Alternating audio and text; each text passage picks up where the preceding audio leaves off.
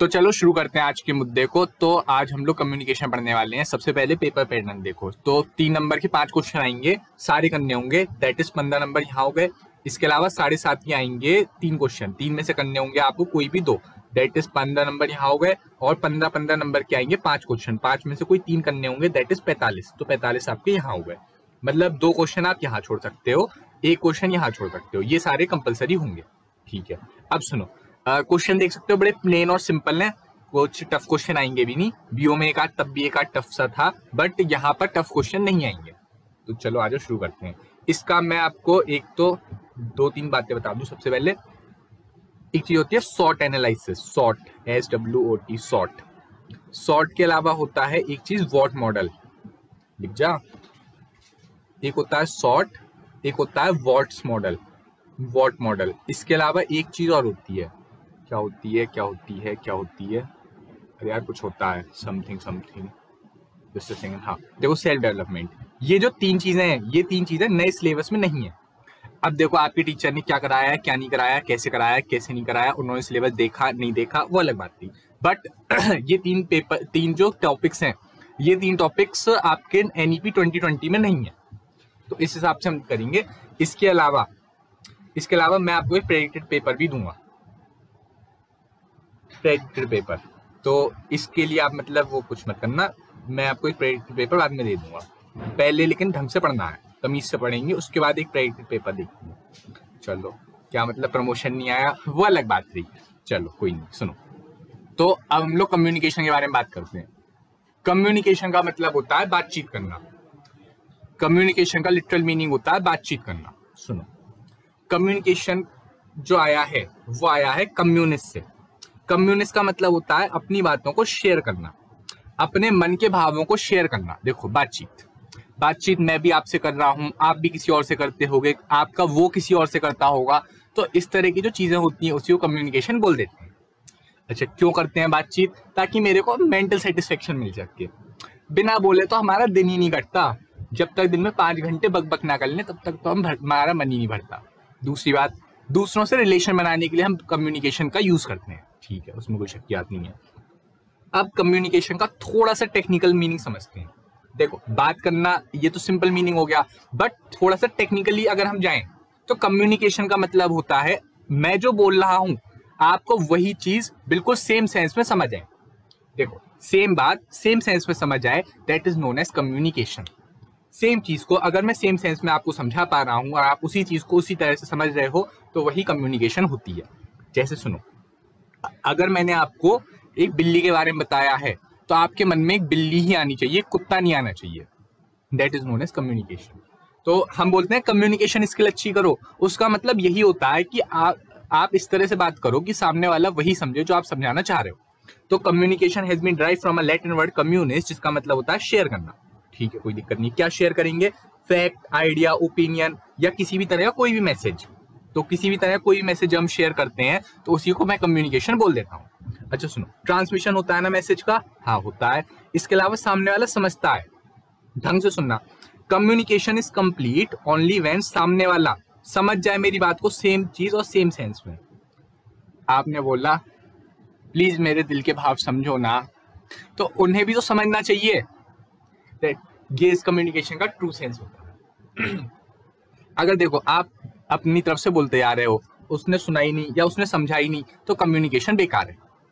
साफ सीधी बात है, कम्युनिकेशन के लिए सामने वाले को आपकी बात को सेम चीज में और सेम सेंस में समझना चाहिए। कुल मिलाकर के अगर मैं आपसे बोलूं कम्युनिकेशन मतलब बातचीत करना, जो आया है कम्युनिस्ट से, कम्युनिस्ट का मतलब होता है शेयर करना। कम्युनिकेशन को कंप्लीट माना जाता है तब जब सामने वाला आपकी बात को सेम सेंस में समझ जाए, सेम चीज को सेम सेंस में समझना, सेम बात सेम सेंस में समझ जाए, that is known as communication. देखो क्लियर कट लिखा है, पढ़ सकते हो, सेम बात को सेम सेंस में समझना।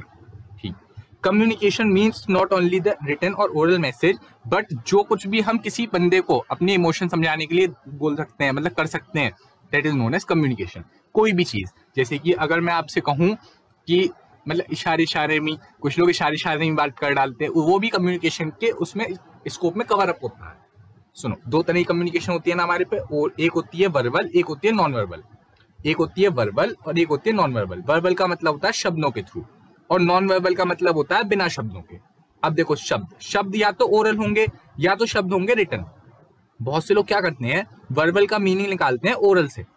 मेरे भाई वर्बल मतलब शब्द ओरल भी हो सकते हैं और रिटन भी हो सकते हैं। तो वर्बल में ओरल और रिटन दोनों आते हैं। नॉन वर्बल में बाकी सारी चीजें जैसे कि हाथ से इशारा करना, पैरों से इशारा करना, दिमाग से इशारा करना, आंखों से इशारा करना, ओठ से इशारा करना, ऐसी सारी चीजें आ जाती हैं।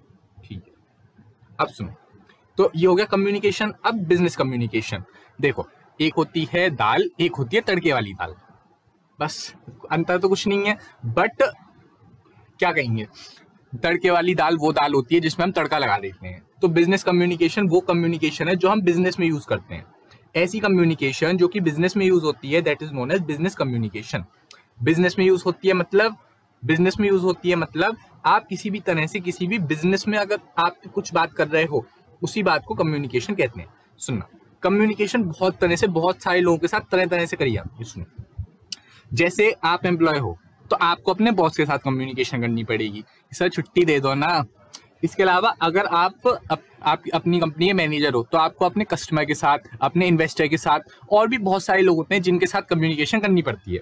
इंटरनल पार्टीज और एक्सटर्नल पार्टी, दोनों के साथ आपको कम्युनिकेशन करनी पड़ती है।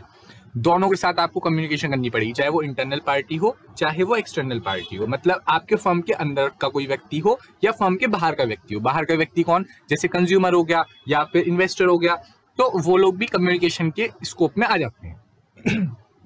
सुनना जरा, तो बिजनेस कम्युनिकेशन दो शब्दों से मिलकर बना है, business and communication. Business communication दो शब्दों से मिलकर बना है, बिजनेस एंड कम्युनिकेशन। ठीक, इसमें कोई शक की बात नहीं है। एक सेकंड रुकना, ये हाइलाइटर ले लूंगा।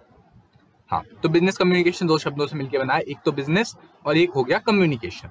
बिजनेस आपको पता है कोई भी इकोनॉमिक एक्टिविटी जो प्रॉफिट मोटिव के साथ करी जाती है in a view to sell goods और services, and it is regular in nature. Business regular nature होता है, प्रॉफिट इकोनॉमिक एक्टिविटी होती है जो प्रॉफिट मोटिव के लिए करी जाती है। आपने पढ़ा ना बीओ के पेपर में, पहले ही क्वेश्चन था यार। अब सुनो, कम्युनिकेशन मतलब अभी हम ऊपर पढ़ के आए, बातचीत करना, सामने वाले को मेरे मन की बात समझ आए, that is known as communication.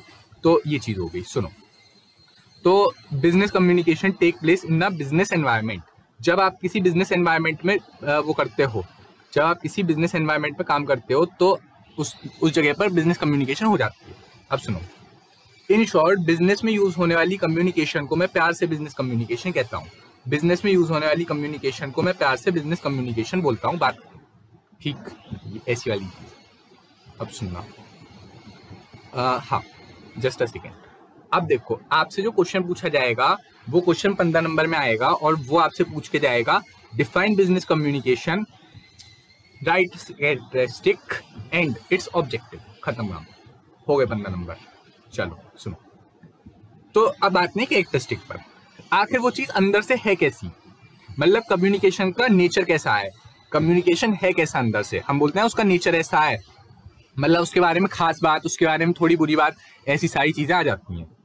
अब सुनो, कम्युनिकेशन जो होती है वो टू वे प्रोसेस होती है। मतलब ऐसा नहीं है कि सिर्फ मैंने बोल दिया, आपको समझना भी पड़ेगा। Feedback is the most important part of communication. देखो, बिना फीडबैक के तो हम कम्युनिकेशन को कंप्लीट ही नहीं कर रहे। हमने बोला ना, communication is complete when receiver understand the message in the same sense. तो जब तक रिसीवर समझेगा नहीं, तब तक काम कैसे चलेगा। तो जब तक फीडबैक नहीं मिलेगा, मतलब टू वे प्रोसेस नहीं होगी, तब तक काम नहीं चलेगा। तो दैट्स वाई से टू वे प्रोसेस बोला गया। दूसरा देखो, टू और मोर पार्टीज, एक से ज्यादा बंदे होने चाहिए। ऐसा थोड़ी है कि मैं खुद से बात कर रहा हूँ शीशे के सामने खड़े होके, आज तू बड़ा हैंडसम लग रहा है ना। पर्सनल बात नहीं है मेरी, वो वैसी एग्जाम्पल था बस, समझो। तीसरा पॉइंट, ये मैंने आपसे बोला है कहीं भी डाल दो, बहुत बार बोला है, बीओ पढ़ाते 4-5 बार तो वहीं बोल दिया था यार। तो कैरेक्टरिस्टिक में ये वाला पॉइंट कहीं भी डाल दो, मेरी कॉमन पॉइंट की लिस्ट में भी था। तो चलो सुनो, इसके अलावा यूनिवर्सल। अब देखो, बातचीत करना यूनिवर्सल चीज है। ऐसा थोड़ी कि आपने एक जगह बात कर ली, दूसरी जगह आप मुंह पे टेप लगा के बैठे हो, ऐसा कुछ नहीं होता। इसके अलावा कंटिन्यूअस है, बार बार बात करनी पड़ेगी। ऐसा थोड़ी कि आपने एक दिन बात करी, 4 दिन चुप हो गए। तो कंटिन्यूअसली आपको बातचीत करने की जरूरत पड़ती है। इसके अलावा ये टूल है रिश्ते बनाने का। देखो, जबरदस्ती किसी को डीएम मत करने लगना, बट कम्युनिकेशन से रिश्ते बनते हैं। ठीक है, रिश्ते, यहाँ पर बिजनेस रिलेशन की बात चल रही है। बिजनेस रिलेशन, बॉस का एम्प्लॉय से रिश्ता, फर्म का अपने कस्टमर से रिश्ता, फर्म का अपने इन्वेस्टर से रिश्ता, फर्म का अपने सप्लायर से रिश्ता, उस रिश्ते की बात चल रही है यहाँ पर। सुनो, एक मैसेज होता है, मैसेज जरूर होता है। मैसेज बोले तो फैक्ट, आइडिया या ओपिनियन, इस तरह का कोई फैक्ट, आइडिया या ओपिनियन होता है बातचीत करने के लिए। तो मैसेज कैसा हो सकता है, या तो ओरल होगा या रिटन होगा, मतलब बोले तो वर्बल होगा यानी शब्दों के थ्रू। शब्द कैसे होंगे, या तो ओरल होंगे या रिटन होंगे, या फिर नॉन वर्बल होगा, बिना शब्दों के। बिना शब्दों के कैसे अभी दिखाता हूँ। देखो क्या दिक्कत है आज इसको। सुनो, कहाँ गया। हाँ, बिना शब्दों के, इशारों में बातचीत कर ली, that is known as non verbal communication. सुनना जरा, जैसे बॉडी लैंग्वेज आ जाती है कि मैं अपने उंगलियां हिला रहा हूँ, हाथ हिला रहा हूँ, ये सारी चीजें, smiling, gesture, sign language, silence, चुप रहना भी अब तुम्हारी, ये मैंने पता नहीं क्यों लिखा है, छोड़ो। पैरा लैंग्वेज मतलब मेरी आवाज की टोन कैसी है, मैं गुस्से में बोल रहा हूँ, धीरे बोल रहा हूँ, तेज बोल रहा हूँ, ये सारी चीजें उसमें आ जाती हैं। तो ये सारी चीजें आ गई पर नॉन वर्बल में। तो ऐसी नॉन वर्बल वाली चीजें भी होती हैं। अच्छा, ये सारी चीजें ना बेस है, इस वजह से मैं थोड़ा सा टाइम लगा रहा हूँ, मेरे को पता है बड़ी सिंपल चीजें हैं, बट ये अगर बेस बिगड़ गया तो दिक्कत आ जाएगी। इसके अलावा वाइड प्रोसेस है, कम्युनिकेशन बड़ी लंबी चौड़ी प्रोसेस है, कम्युनिकेशन में ये होता है वो होता है, नॉर्मल पॉइंट है, कहीं भी छाप दो। देखो बिजनेस में भी हमने डाला था वाइड प्रोसेस, तो कोई बड़ी बात नहीं है, वही नॉर्मल पॉइंट है। सुनो, अच्छा, कम्युनिकेशन करने का मेन मुद्दा क्या होता है, कम्युनिकेशन हम क्यों करते हैं? कम्युनिकेशन हम इसलिए करते हैं ताकि सामने वाले से फीडबैक लिया जा सके। आप उसको डीएम क्यों करते हो? ताकि सामने से एक रिप्लाई आए। तो ये फीडबैक या रिस्पॉन्स क्रिएट करना ही कम्युनिकेशन का मेन मोटो होता है। ये फीडबैक या रिस्पॉन्स ऑब्टेन करना ही कम्युनिकेशन का मेन एम होता है, यानी ये गोल ओरिएंटेड होता है। गोल ओरिएंटेड बोले तो यानी कि गोल से जुड़ा हुआ एक रिप्लाई आएगा जिसके लिए मैं कम्युनिकेशन कर रहा हूँ। देखो, अरे, टू वे या बाई डायरेक्शनल प्रोसेस है ना, इस वजह से ये टू वे या बाई डायरेक्शनल प्रोसेस इसी वजह से तो है क्योंकि इसका मेन मोटो है फीडबैक या रिस्पॉन्स ऑब्टेन करना। इसके अलावा देखो इंटरडिसिप्लिनरी, इंटर मतलब दूसरे बाहर वाले, डिसिप्लिन मतलब होता है सब्जेक्ट, डिसिप्लिन मतलब वही सब्जेक्ट जो आप पढ़ते हो। तो दूसरे सब्जेक्टों से शब्द चोरी कर लेना, दूसरे सब्जेक्टों से वर्ड चोरी कर लेना इज नोन एज इंटरडिसिप्लिनरी।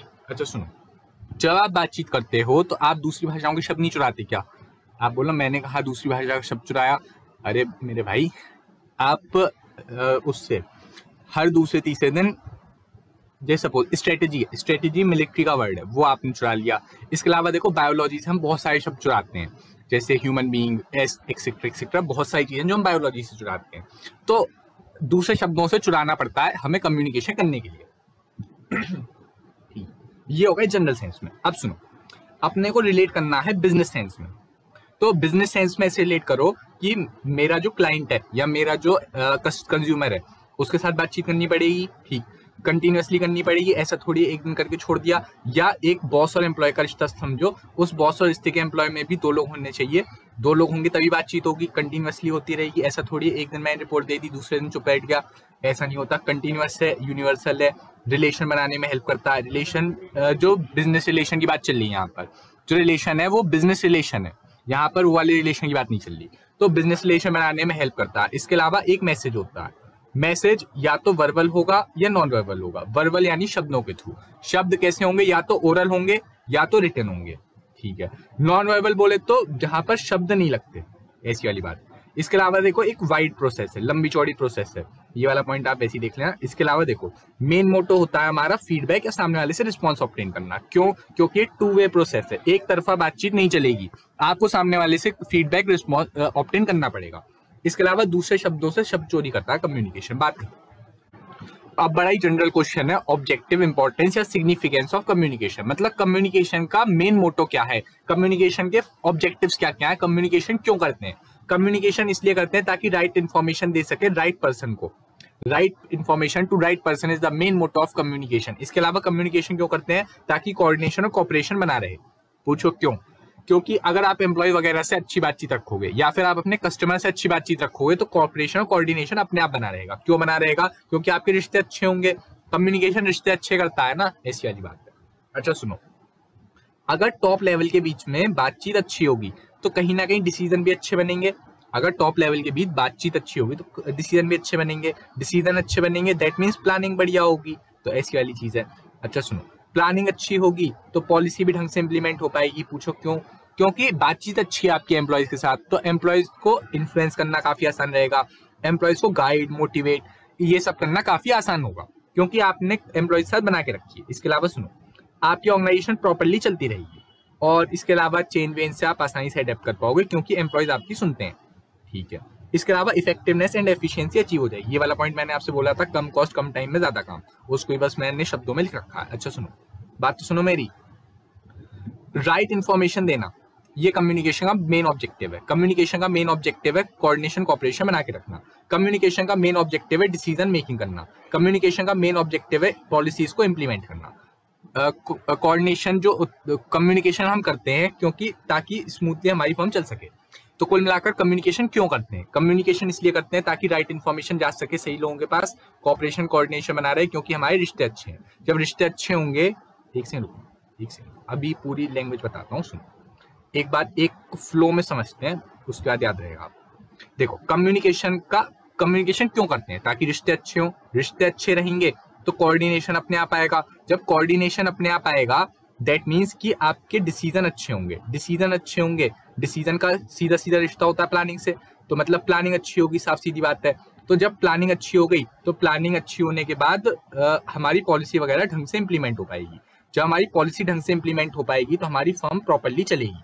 जब हमारी फर्म प्रॉपरली चल रही है तो एम्प्लॉयज वगैरह, जो एम्प्लॉयज वगैरह हैं उनके साथ हमारी बातचीत है ही है।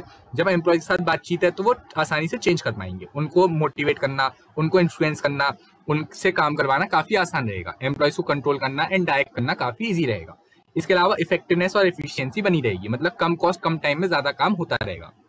ऐसी वाली चीज है। तो ये वाला पॉइंट तो आप कभी भी डाल सकते हो, मैंने आपसे बोला है। इसके अलावा ये वाला पॉइंट भी देखो, ये वाला भी कभी डाल सकते हो, ये भी डाल सकते हो। इसके अलावा एक पॉइंट और था जो हमने बोला था, मैंने आपको कॉमन पॉइंट लिस्ट दी थी, उस पॉइंट में एक वर्ड ऐड कर लेना कि optimum utilisation of resources. Optimum utilisation of resources, चाहे ह्यूमन रिसोर्स हो चाहे वैसा रिसोर्स हो, तो रिसोर्सेज का ऑप्टिमम यूटिलाइजेशन, ये वाला पॉइंट भी आप डाल सकते हो। इसके अलावा क्यों? ताकि फर्म का गोल अचीव हो जाए। गोल अचीव वाला पॉइंट यहाँ पे नहीं लिखा, तो ऐसे आप कुछ भी लिख सकते हो। कोई वो हार्ड एंड फास्ट रूल नहीं कि ये पॉइंट लिखने हैं, कुछ भी पॉइंट डाल सकते हो आप लोग, उसमें कोई शक की बात नहीं है। अच्छा सुनो, अब आते हैं कम्युनिकेशन की प्रोसेस पर। कम्युनिकेशन कैसे फ्लो होती है? पहले देखो, एक बंदा होगा सेंडर, जैसे कि मैंने क्या करा, एक मैसेज लिया। सुनो, मैं सेंडर हूं, मैंने एक मैसेज लिया। मैसेज जो होता है वो कोई भी आइडिया, फैक्ट, ओपिनियन कुछ भी हो सकता है। जैसे मैं अभी बोल रहा हूँ, ये मेरा मैसेज है, तो अब मैं मैसेज को एनकोड करूंगा। मैसेज जो होता है ना, वो दिमाग के अंदर होता है, उसे हिंदी में, इंग्लिश में, किसी भी शब्द में कोडिफाई कर देना एनकोडिंग कहलाता है। एनकोडिंग आपने शायद कंप्यूटर वगैरह में पढ़ा हो, या आपने वो देखा हो, व्हाट्सएप के ऊपर लिखा होता है your chats are end to end encrypted. इसका मतलब ये होता है कि अगर ये व्हाट्सएप यूजर नंबर 1 है और ये यूजर नंबर 2 है, तो जब यहाँ से आपके पास से डाटा इसके पास जाता है, या आपका मैसेज से इसके पास जाता है, तो बीच में डाटा को दूसरी लैंग्वेज में बदल देते हैं ताकि ये डाटा कहीं चोरी ना हो जाए, तो उसको बोलते हैं इनक्रिप्शन। इनक्रिप्शन का प्यार से नाम होता है एनकोडिंग। तो एनकोडिंग का मतलब होता है अपने मैसेज को किसी शब्दों में या किसी सिंबल में, किसी भी तरह के गेस्चर वगैरह किसी भी चीज में ट्रांसफर कर देना ताकि सामने वाले तक वो पहुंच सके, दैट इज एनकोडिंग। एनकोडिंग करके मैं उसे मीडिया या ट्रांसमिशन चैनल के थ्रू ट्रांसफर करता हूँ। जैसे सुनो, मेरे केस में मैं सेंडर हूं, मैंने क्या करा, आपको मैसेज भेजा। मैसेज मतलब मेरे शब्द, वो मैसेज मैंने आपको अपने हिंदी भाषा में एनकोड करके आपको भेजे बाया अ मीडिया या कम्युनिकेशन चैनल। तो ट्रांसमिशन चैनल जो होता है, वो ट्रांसमिशन चैनल जैसे हमारे केस में इंटरनेट, या मैं बोल दूं यूट्यूब, या बोल दूं यूट्यूब वीडियो, तो ऐसी वाली चीज है। तो ये हो गया ट्रांसमिशन चैनल। इसके अलावा देखो डिकोडिंग, जब आपके पास मैसेज जाएगा, एनकोडेड मैसेज आएगा, उसे आप डिकोड करोगे, ऐसी वाली चीज है। इसके अलावा ये जब रिसीवर के पास जाएगा, रिसीवर इसे डिकोड करेगा और रिसीवर फिर भेज देगा सेंडर को एक फीडबैक। तो ये चीज हो गई फीडबैक। तो इस तरह से कम्युनिकेशन का फ्लो आता है। कम्युनिकेशन का फ्लो इस तरह से बैठता है। सुनो जरा, मेरी बात सुनो, ढंग से सुनना बात सुनो। सपोज ये है सेंडर और ये है रिसीवर। तो ये जो सेंडर होता है, ये अपने मैसेज को ट्रांसफर करता है किसी और लैंग्वेज में एनकोड करके और इस बंदे को भेज देता है। जब इस बंदे को भेजता है वाया अ मीडिया, तो ये बंदा इसे डिकोड करता है। मतलब इस बंदे ने करा एनकोड और इस बंदे ने करा इसे डिकोड, ठीक है। अब जब इस बंदे के पास ये गया तो ये बंदा भी रिप्लाई करेगा। इसी रिप्लाई को हम बोलते हैं प्यार से फीडबैक। इस रिप्लाई को हम बोलते हैं प्यार से फीडबैक। जब ये फीडबैक जा रहा है तो इस बंदे ने यहाँ से यहाँ भेजा, तो इसने भी कुछ ना कुछ एनकोड करा होगा। जैसे आपने सपोज एग्जांपल लूं मैं, तो यहाँ पर मैंने बोला हिंदी में, हिंदी एनकोडिंग हो गई, ये मीडिया से गया आपके कानों तक और आपने इसे डिकोड करके उस मैसेज को अपने मन में समझ लिया। ये हो गया आपके एंगल पर, मतलब मेरे एंगल पर, सेंडर के पॉइंट से। अब सुनो, आप फीडबैक कैसे कर सकते हो? कमेंट के थ्रू। तो कमेंट आपने डाला, तो ये आपने एनकोड कर दिया इन अ लैंग्वेज, मतलब शब्दों में एनकोड कर दिया। शब्दों में एनकोड कर लिया तो ट्रांसमिशन चैनल हो गया आपका कमेंट बॉक्स, ठीक। ट्रांसमिशन चैनल आ गया, या इंटरनेट बोल दो, इंटरनेट हो गया। अब ये मैसेज मैं पढ़ूंगा, जब मैं उसे पढ़ूंगा तो मैं उन शब्दों से मीनिंग ड्रॉ करूंगा। तो वो जो मीनिंग ड्रॉ करा मैंने, उसी को बोलते हैं डिकोडिंग। तो जो एनकोडेड मैसेज था उसको जब मैं डिकोड कर दूंगा, इट इज डिकोडिंग, बात खत्म। तो ये जो प्रोसेस होती है इसी को कम्युनिकेशन की प्रोसेस बोलते हैं। और अगर फीडबैक की प्रोसेस पूछे, अगर सिर्फ कम्युनिकेशन प्रोसेस पूछिए तो आप इतना वाला पार्ट बताओगे, ऊपर ऊपर वाला। बट अगर फीडबैक वाली पूछ ले तो इसी को आप रिवर्स करके और बता दोगे, मतलब फीडबैक वाला पार्ट और बता दोगे कि जैसे आपने कमेंट करा तो वो एनकोडिंग हो गया, फिर मेरे एंड पर मैं एक बार और डिकोडिंग करूंगा, ऐसी वाली चीज यहाँ पे आ जाती है। तो देखो सुनो, सेंडर मतलब वो वाला बंदा जो कि मैसेज भेजता है, ठीक। मैसेज किसी भी तरह का मैसेज हो सकता है, कोई भी आइडिया, फैक्ट, ओपिनियन जिसके बेस पर मैं कुछ भी काम करता हूँ, तो ये चीज मैसेज हो गई। मैसेज ओरल भी हो सकता है, रिटन भी हो सकता है, वर्बल भी हो सकता है, नॉन वर्बल भी हो सकता है, उसमें कोई शक की बात नहीं है। फिर मैं करूंगा एनकोडिंग। एनकोडिंग का मतलब होता है सिंबॉलिकली ट्रांसफर कर देना in the form of word, gesture, picture, कुछ भी लैंग्वेज में ट्रांसफर कर देना, वो भी चीज। क्योंकि मैसेज जो होता है वो एक बंदे के दिमाग में होता है, मैसेज को आइडिया ही बोलते हैं प्यार से, आइडिया।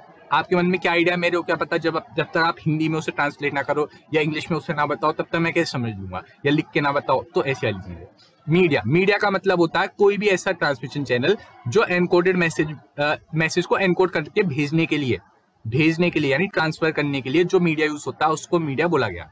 जैसे टेलीफोन हो सकता है, इंटरनेट हो सकता है, पोस्ट हो सकता है, ईमेल हो सकता है, ऐसी वाली चीज है। इसके अलावा डिकोडिंग, जब ये मैसेज आपके पास पहुंचा, एनकोडेड मैसेज आपके साथ पहुंचा, तो ये डिकोड हो गया, मतलब आपने इसे डिकोड करा, ऐसी वाली चीज है। सुनो, टेक्निकली ये जो रिसीवर वाला पॉइंट है ये यहाँ आना चाहिए और ये वाला पॉइंट यहाँ आना चाहिए। अगर पीछे से आपको वोट वगैरह की आवाज आ रही हो, then I can not do anything in it, it is a political matter and I stop to be, छोड़ो। तो डिकोड पहले आप तक पहुंचेगा, पहुंचने के बाद आप उसे डिकोड करोगे और डिकोड करने के बाद आप बस फीडबैक भेज दोगे, बात खत्म। देखो ये वाली प्रोसेस है, इसको ही छाप रखा और कुछ नहीं है। अरे यार नोटपैड क्यों खुला है मेरे भाई? सेंडर्स को मैंने भेजा, सेंडर ने भेजा रिसीवर को, कैसे भेजा? एनकोड करके मीडिया के थ्रू भेजा और उसे डिकोड कर दिया। डिकोड करने के बाद रिसीवर क्या करेगा? फीडबैक भेज देगा, बात खत्म। इसके अलावा सुनो, ये जो नॉइस होता है, नॉइस का मतलब होता है एक तरह का हिंड्रेंस या किसी तरह की डिस्टर्बेंस। नॉइस मतलब डिस्टर्बेंस, बात खत्म। तो जो भी चीज मेरी कम्युनिकेशन प्रोसेस को इंटरप्ट करेगी या मेरी कम्युनिकेशन प्रोसेस को खराब करेगी, उसी को मैं प्यार से नॉइस बोल दूंगा। कोई भी ऐसी चीज, कोई भी ऐसी प्रोसेस जो मेरे कम्युनिकेशन के फ्लो को खराब करेगी, उसे मैं वो नॉइस बोल दूंगा। जैसे देखो, जैसे कि पुअर इंटरनेट कनेक्शन, जो ये खराब इंटरनेट कनेक्शन होता है, इसकी वजह से मेरी कम्युनिकेशन खराब हो जाती है। इसके अलावा देखें तो एनकोडिंग, मैंने एनकोडिंग गलत कर दी या आपने उसकी डिकोडिंग गलत कर दी, तो इसी प्रोसेस में से फ्लॉज निकाल लो ना। देखो नॉइज में फ्लॉज निकालने हैं अपने को। फ्लॉज क्या निकलेंगे कि सेंडर ने मैसेज ही सही नहीं बनाया। लो बात ही खत्म, मैंने मैसेज ही सही नहीं बनाया। मैं आपसे बोलना चाह रहा था कि आपको प्याज खानी चाहिए, बट मेरे मुंह से निकल गया आपको ढोकला खाना चाहिए। तो दोनों का कोई मैच नहीं है ना, तो सेंडर ने पहली बात तो मैसेज ही गलत कर दिया, एक बात हो गई। इसके अलावा एनकोडिंग गलत कर दी, हो सकता है मीडिया गलत ले लिया। आप ईमेल देखते ही नहीं हो, आप सालों में एक आध बार ईमेल देख लेते हो मुश्किल से, वो भी नहीं देखते। तो मैं ईमेल आपको कर रहा हूँ, आप 3 साल बाद देख रहे हो तो नहीं चलेगा। डिकोडिंग, अगर आपने डिकोडिंग गलत कर दी तो गलत हो जाएगा। इसके अलावा रिसीवर ने गलत समझ लिया तो ऐसी भी गड़बड़ हो सकती है। और देखा जाए तो फीडबैक आपने ढंग से नहीं दिया या आपने फीडबैक दिया ही नहीं, तो ऐसी सारी चीजें आ जाती हैं। अब सुनो, एक बात मैं आपको क्लैरिफाई कर दूं यहाँ तक कि ये जो फीडबैक, ये जो कम्युनिकेशन की प्रोसेस होती है, कम्युनिकेशन की जो प्रोसेस होती है वो या तो डायरेक्ट भी हो सकती है या इनडायरेक्ट भी हो सकती है। मतलब जब हम कम्युनिकेशन बोलते हैं तो सिर्फ उसमें शब्द नहीं आते, शब्दों से अलग जितनी भी चीजें होती हैं सब आ जाती हैं। जैसे इशारे दिखाना, हाथ दिखाना, पैर दिखाना, ये सारी चीजें शायद मैंने आपके साथ डिस्कस कर भी दिया था नॉन वर्बल के बारे में, तो वो सारी चीजें भी इसमें कवर अप हो जाती हैं। जैसे सुनो, कंपनी क्या करती हैं, अपने एडवर्टाइजमेंट देती हैं, तो एडवर्टाइजमेंट से आपके पास उनकी इंफॉर्मेशन आ जाती है, मतलब वो लोग बातचीत आपसे कर लेते हैं। और आप रिप्लाई कैसे करते हो? उनके प्रोडक्ट को खरीद कर। तो वो भी तो एक बात करने का तरीका हो गया, ऐसी वाली चीज है। सुनो, अब आपको कुछ आता है या नहीं आता, कुछ भी हो या ना हो, ये वाला तो जरूर याद कर ही आना। ये मैं आपको जहां चाहे वहां डलवा दूंगा, आप जहां बोल दोगे वहां डलवा दूंगा। ये जो 7C है ना, ये आप यहां भी डाल देना। लो कहां गया ये, हाँ, ये 7C आप यहां भी डाल देना उठा के, मैं मना नहीं करूंगा। तो ये जो 7C है ये दूसरे आंसरों में ज्यादा पड़ेंगे इसके पर्सनल आंसर से। तो इस वजह से 7C तो आपको याद करना ही करना है, वो मैं कहीं भी डलवा दूंगा आपको, आप जहां चाहे वहां डाल सकते हो। ये मतलब बड़ी खास चीज है, ये बेस होते हैं कम्युनिकेशन के, मतलब वो कोर प्रिंसिपल होते हैं ना, कहीं भी डाल दो वो चीज। देखो कंसिडरेशन, मेरा जो मैसेज होना चाहिए वो सामने वाले के अकॉर्डिंग होना चाहिए। अगर मेरा मैसेज ही सामने वाले के अकॉर्डिंग नहीं है तो कैसे काम चलेगा? तो ये चीजें रीडर के पॉइंट ऑफ व्यू से होनी चाहिए, मतलब अगर मैं लिख रहा हूँ तो रीडर के पॉइंट ऑफ व्यू से लिखना चाहिए। इसके अलावा अगर मैं बोल रहा हूँ तो सुनने वाले के पॉइंट ऑफ व्यू से लिखना चाहिए। तो सामने वाले के पॉइंट ऑफ व्यू को ध्यान में रखते हुए अपना मैसेज ड्राफ्ट करना चाहिए, ऐसी वाली बात यहाँ पे करी गई है। इसके अलावा देखो, आपका जो मैसेज है वो बिल्कुल क्लियर होना चाहिए, आपके मैसेज में किसी तरह की कोई गड़बड़ नहीं होनी चाहिए, ऐसी वाली बात है।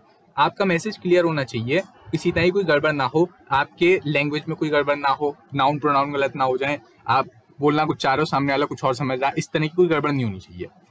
तो सामने वाले के हिसाब से बोलो, क्लियर रखो अपनी आवाज को भी, वर्ड्स को भी, लैंग्वेज को भी, सब कुछ क्लियर रखो। आपके शब्दों में एम्बिग्विटी नहीं होनी चाहिए। एम्बिग्विटी का मतलब होता है किसी तरह की कोई गड़बड़ी, मतलब एक के दो मीनिंग ना निकले, सिंगल मीनिंग में बात करो, नहीं वो वाला डबल मीनिंग नहीं, अभी आप अगर समझ लेते। तो इस तरह की कोई गड़बड़ नहीं होनी चाहिए। मैं जो बोलना चाह रहा हूँ बिल्कुल क्लियरली, वो आपको बिल्कुल क्लियरली ही समझ आए, ऐसी वाली चीज। देखो क्लैरिटी जो होती है वो आती है फेमिलियर वर्ड्स को यूज करके। आप सामने वाले के वर्ड्स के हिसाब से बोलो, मतलब अगर आप बंगाल जा रहे हो तो बंगाली में बोलो, अमी तुम आके भालोवाशी, हाँ तो नहीं वो मतलब मेरे को एक ही बात था इस वजह से। चलो प्रिसाइज बोलो, फेमिलियर वर्ड्स का यूज करो।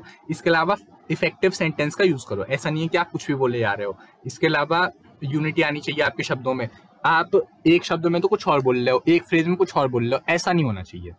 मतलब आपने पहले बोला कि वो अच्छा है, फिर आप बोल रहे हो कि वो बहुत ही ज्यादा बेकार पर्सन है, तो दोनों शब्द आपस में कट रहे हैं। तो आपके जो वो होनी चाहिए सेंटेंस, उनमें क्लैरिटी होनी चाहिए। तो मेन आइडिया जो होना चाहिए वो आपका बिल्कुल क्लियर होना चाहिए। आप उस मेन आइडिया के आसपास घूम लो, शब्द घुमा लो, बट मेन जो आइडिया होना चाहिए वो ये होना चाहिए। जैसे बिजनेस का मेन मोटो होता है कम कॉस्ट कम टाइम में ज्यादा काम, तो आप इसके आसपास कहीं भी घूम लो।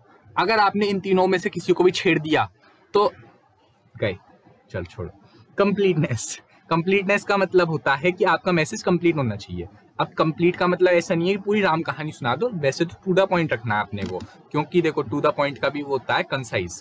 कंसाइज का मतलब होता है टू द पॉइंट रखो, मतलब ब्रीफ, शॉर्ट और सिंपल रखो। बट ये वाला जो पॉइंट है कंप्लीटनेस का मतलब होता है किसी मटेरियल फैक्ट को मत दबाओ। मटेरियल शब्द का मतलब होता है सिग्निफिकेंट, जरूरी, महत्वपूर्ण। ये जो मटेरियल शब्द है बहुत टकराएगा आपसे, अभी आप आओगे सेमेस्टर अगले में, मटेरियल शब्द भी टकराएगा, चिंता मत करो। तो जो मटेरियल चीजें होती हैं, मटेरियल मतलब काफी काम की, ये जो मेन एस्पेक्ट होते हैं, की, लोग की बहुत बढ़िया शब्द है की, ये जो की एस्पेक्ट होते हैं हमारे, इन की एस्पेक्ट्स को वो छुपाओ मत। मतलब अगर मैं आपको बोल रहा हूँ कि ऐसा हुआ था तो मेरे को पूरी बात बतानी पड़ेगी कि वहां पर हुआ क्या क्या था, ऐसी वाली चीज। मतलब कंप्लीट मैसेज होना चाहिए, मतलब फालतू की चीजें हटा दो, फालतू की चीजें हटा दो। कंसाइज देखो छोटा होना चाहिए, फालतू की चीजें हटा दो, बट ऐसा ना हो कि आप मैसेज की कंप्लीटनेस को ही खराब कर रहे हो। जैसे देखो अगर मैंने बायर को बताया मेरा प्रोडक्ट आपको गोरा कर देगा, ठीक, बट मैंने उसे ये नहीं बताया कि ये गोरा करेगा 100 साल बाद, तो ऐसी वाली चीज आप छुपा नहीं सकते ना, समझो। खैर छोड़ो। अच्छा बात सुनो, तो क्या हुआ, एक कंसीडरेशन, मतलब सामने वाले को दिमाग में रखते हुए बात करो, क्लैरिटी रखो अपने बातों में, अपने शब्दों में एंड अपने फ्रेजेस में।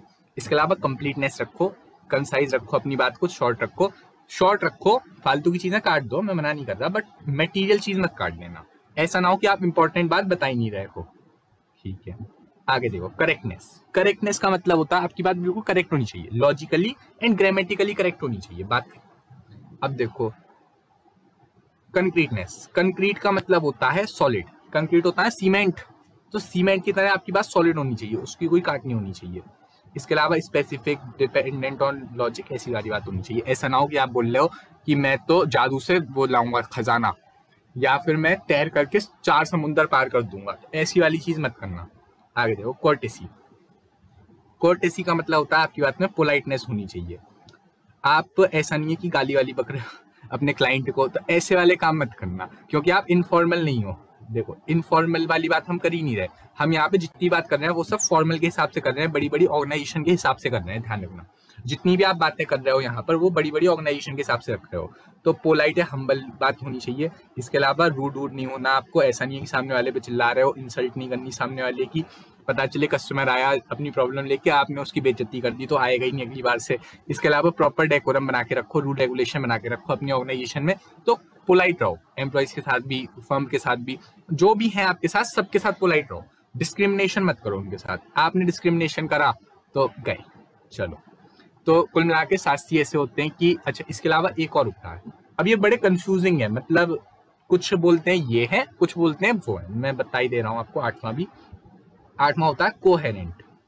कोहेरेंट मेरे भाई चल जाओ। अबे अबे अबे कोहेरेंट। कोहेरेंट का मतलब होता है लॉजिकल ब्रिज बन पाता हो इन चीजों के बीच में। मतलब अगर मैं आपको कोई बात बता रहा हूं तो उन चीजों के बीच में एक लॉजिकल ब्रिज होना चाहिए। मतलब ऐसा ना हो कि आप मेरी बात को मतलब कुल मिलाकर के मेरी बात जो होनी चाहिए वो लॉजिकली फिट होनी चाहिए। मतलब ऐसा है, फिर ऐसा है, फिर ऐसा है, फिर ऐसा है, इस तरह का लॉजिकल ब्रिज बन पा रहा हूँ मेरी बातों के बीच। अगर मेरी बातों में लॉजिक ही नहीं होगा, अगर मेरी बातों में एक सीक्वेंस नहीं होगा तो आप खेल जाओगे। सपोज दैट मैं आपको बताऊं कि कल सुबह है ना मैंने ये करा था, फिर मैंने शाम को ये करा, फिर मैंने दोपहर में ये करा, फिर मैंने है ना 4 बजे ये करा, फिर मैंने 2 बजे ये करा, तो आप कंफ्यूज हो जाओगे। बट अगर मैं आपको सीक्वेंस वाइज बताऊंगा कि मैं सुबह पहले उठा, उसके बाद मैंने 10 बजे, फिर मैंने सुबह ये करा, फिर ये करा, फिर ये करा, तो कहीं ना कहीं एक जगह से याद करने में आसानी रहेगी। अच्छा सुनो, अगर मैं आपको बोलूं कि 3rd सेम में है ना वो आता है, 3rd सेम का पेपर बड़ा टफ आता है। 2nd सेम का जो वो है ना सब्जेक्ट वो थोड़ा अजीब सा है। एंड जो 4th सेम है उसमें है ना चीजें थोड़ी घूमी घूमी रहती हैं। और 2nd सेम में है ना एक लैब आती है। 5th सेम में है ना एक सब्जेक्ट आता है वो समझ ही नहीं आता। जो 2nd सेम है उसमें ऐसा होता है कि मॉडल्स आते हैं कम्युनिकेशन के। 1st सेम में है ना पेपर बड़े इजी आते हैं। सब खेल गए। तो अगर मैं आपको लाइन बाय लाइन बताऊं तो आपको एक बार को समझ भी आएगा। मतलब अगर मैं ऐसे इस तरह से बताऊं आपको तो लाइन बाय लाइन समझ आएगा। मतलब पहले 1st का बता दूं, फिर 2nd का, फिर 3rd का, फिर 4th का, ऐसी वाली चीज है। तो कोहेरेंट होनी चाहिए आपकी बात। आपकी बात में है ना लॉजिकल ब्रिज होना चाहिए।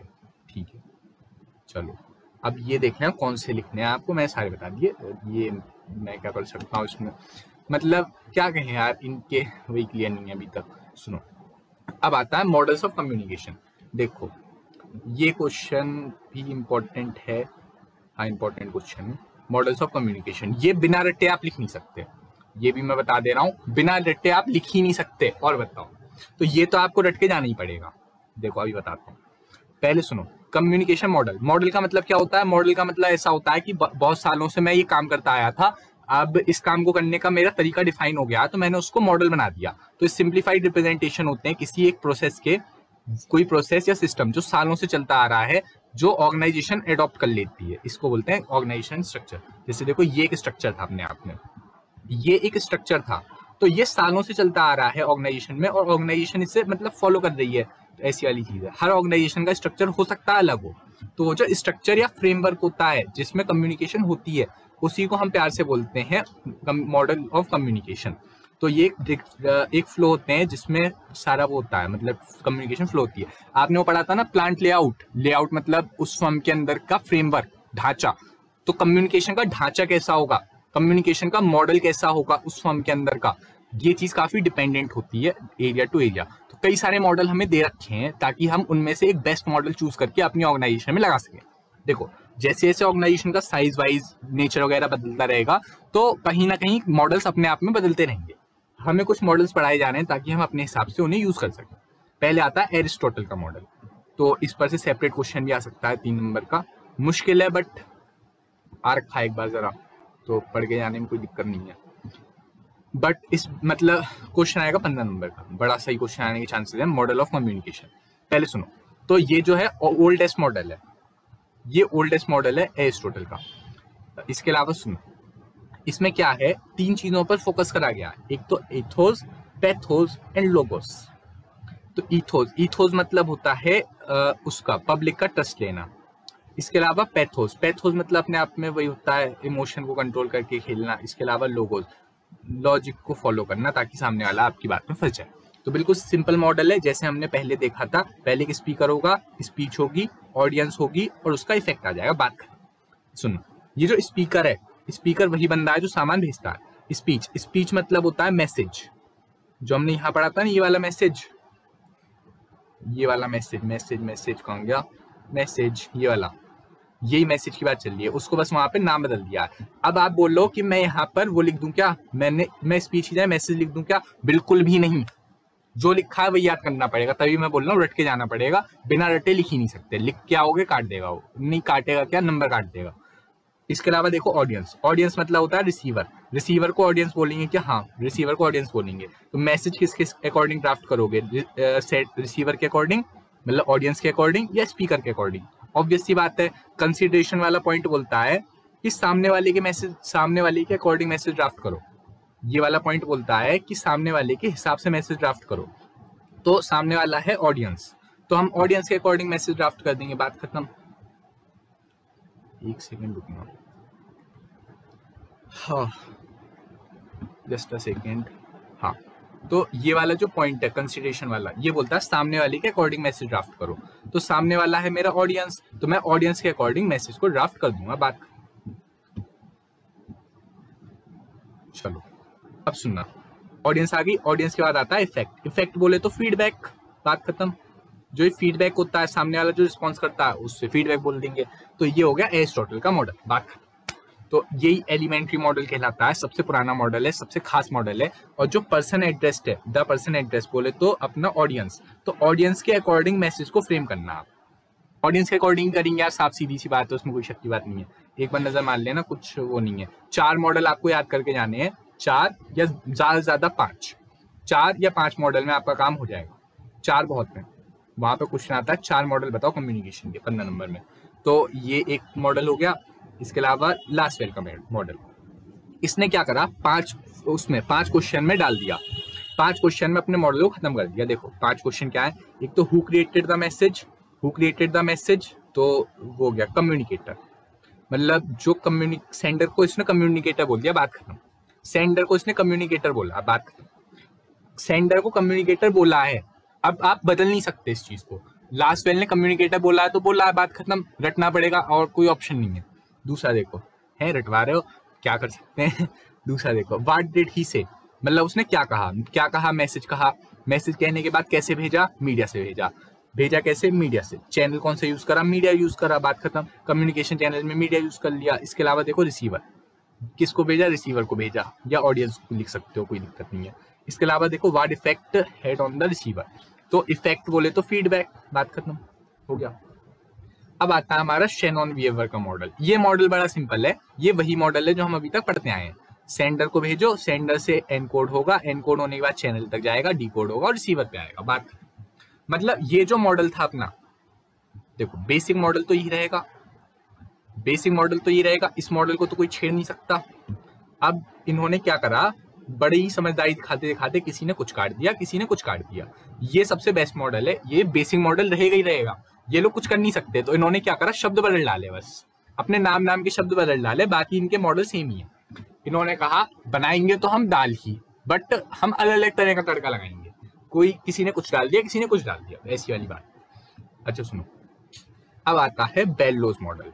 ये मॉडल मेरे को पर्सनली बहुत पसंद है, क्योंकि इन्होंने कुछ ऐसा उल्टा काम नहीं करा, इसने थोड़ा सा लॉजिकली बांटा है चीजों।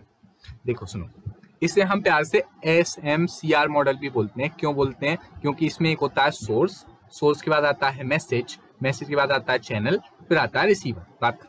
देखो मैसेज है तो ये भी वही, सेंडर के बाद मैसेज के बाद चैनल मतलब वही मीडिया ट्रांसमिशन चैनल यार, उसके बाद रिसीवर जाएगा, रिसीवर वो कर देगा।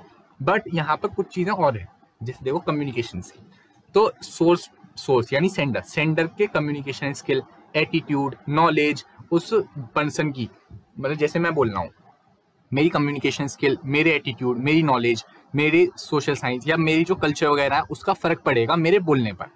मैसेज जो होगा वो एलिमेंट, स्ट्रक्चर, कंटेंट कुछ भी फॉर्म में हो सकता है, आइडिया, मैसेज कुछ भी हो सकता है।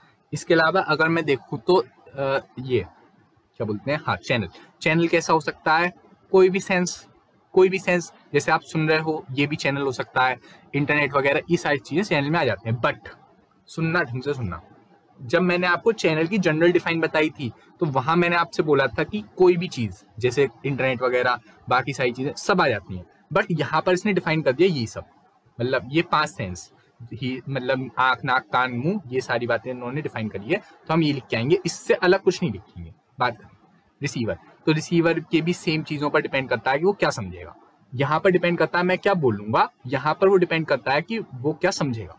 ठीक, चैनल में 5 सेंसेस आपको लिखनी है। इसके अलावा देखो मैसेज इनमें से किसी भी फॉर्म में हो सकता है, या तो एलिमेंट्री फॉर्म में होगा, या कोड की फॉर्म में होगा, या स्ट्रक्चर की फॉर्म में होगा, या किसी भी तरह कंटेंट की फॉर्म में होगा। तो मेरा जो मैसेज होगा या मेरा जो आइडिया होगा इनमें से किसी फॉर्म में होगा। ठीक, ऐसी वाली चीज आपके साथ बोली गई है। And this is the 5th model. आप कोई भी 4 कर सकते हो, 5 कर लो तो बहुत ज्यादा है। और अगर आपने 5 से ज्यादा क्या करोगे यार बताओ, 7-8 मॉडल करने को ऐसी खास जरूरत है नहीं। अब सुनो, हाँ देखो इस बंदे के जो प्रिंसिपल्स हैं वो थोड़े से वैसे, जैसे देखो इसने बोला कम्युनिकेशन रखो सर्कुलर, ठीक, इक्वल एंड रेसिप्रोकल वो होनी चाहिए। मतलब जो पार्टी और वो है, पार्टी और क्या बोलते हैं उसे, क्या बोल रहा था मैं, क्या चीज, हाँ, जो सेंडर है और जो रिसीवर है उन दोनों के पास, मतलब दोनों इक्वली पार्टिसिपेट करेंगे। इक्वली पार्टिसिपेट क्यों करेंगे, एक तो ये वाली बात देखो 2 वे प्रोसेस है तो इक्वली पार्टिसिपेट करेंगे, तो इस वाली बात का इसने ध्यान रखा है। इसके अलावा आप देखो इसने इस वाले प्रोसेस को फ्लो में बता दिया है। बस जो मैंने आपको यहाँ प्रोसेस बताई थी ना कि सेंडर से जाएगा रिसीवर पर और रिसीवर से आएगा फिर इस तक, सेंडर तक दोबारा, तो नीचे वाले को हम फीडबैक बोल देंगे, ऊपर वाले को हम मैसेज बोल देंगे। तो इस चीज को इसने बस डायग्रामेटिकली रिप्रेजेंट करके बता दिया और कुछ नहीं। तो देखो सबने वही काम करा है, बस थोड़ा सा अलग अलग तरह से। तो मैसेज गया और ये जो मैसेज आया ये है मेरा मेन मैसेज, ये है मेरा फीडबैक, बात खत्म। तो ये जो बीच वाला बंदा है, ये जो सेंडर होगा, सेंडर मैसेज भेजेगा रिसीवर को, सेंडर मैसेज भेजेगा रिसीवर को। तो ये सेंडर है और ये रिसीवर है। ये रिसीवर क्या करेगा, फीडबैक भेजेगा दोबारा सेंडर के पास। तो ये हो गया एक तरह से सेंडर और ये हो गया एक तरह से रिसीवर। फीडबैक के पॉइंट ऑफ व्यू से सेंडर, ये रिसीवर, ये सेंडर और ये रिसीवर। बट जो मेन मैसेज है उसके पॉइंट से ये सेंडर है और ये रिसीवर। अब देखो इफेक्टिव कम्युनिकेशन। इफेक्टिव कम्युनिकेशन का मतलब होता है कि ढंग से बातचीत करना। जो मैं समझाना चाह रहा था वही सामने वाले ने समझा, that is known as effective communication. है, कम्युनिकेशन भी तो ही था। तो कम्युनिकेशन को बहुत ही अच्छी तरह से करना ताकि सामने वाला बिल्कुल वही समझे जो मैं समझाना चाह रहा था। सामने वाले के इमोशन के पीछे जाकर देखना कि वो क्या बोलना चाह रहा है, जो मैं समझाना चाह रहा था वही समझ रहा है सामने वाला, that is known as effective communication. मतलब सामने वाले के पॉइंट ऑफ व्यू को ध्यान रखते हुए बोलना is known as effective communication. जो मैंने कहा वही सामने वाला समझा, इसी को बोलते हैं इफेक्टिव कम्युनिकेशन।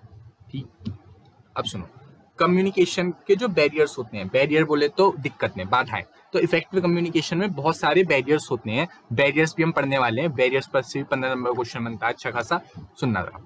तो कुछ यहाँ पे कॉमन हैं, जैसे कि इमोशन में बह जाओ आप तो कम्युनिकेशन इफेक्टिव नहीं होगी। अगर मैं इमोशन में बह जाऊं तो मेरी बातचीत बेटर नहीं होगी, ये तो साफ सीधी बात है। अगर मैं गुस्सा हूं बहुत ज्यादा मैं ढंग से नहीं पढ़ा पाऊंगा, या सपोज मेरे को आइसक्रीम खाने का मन है तो मैं ढंग से नहीं पढ़ा पाऊंगा। इसके अलावा देखो अगर मेरा फोकस ही नहीं है मैं ढंग से नहीं बोल पाऊंगा। इसके अलावा अटेंशन रखना पड़ता है। देखो अटेंशन नहीं होगा तो कम्युनिकेशन इफेक्टिव भी नहीं होगा। इफेक्टिव का मतलब होता है सामने वाला मेरी बात को बहुत ही अच्छी तरह समझे। जब सामने वाला मेरी बात को बहुत ही अच्छी तरह समझे, इस चीज के लिए क्या चाहिए मेरे को कि मैं भी इमोशनल ना हूं, सामने वाला भी इमोशनल ना हो, मतलब हम दोनों नॉर्मल स्टेट ऑफ माइंड में हो।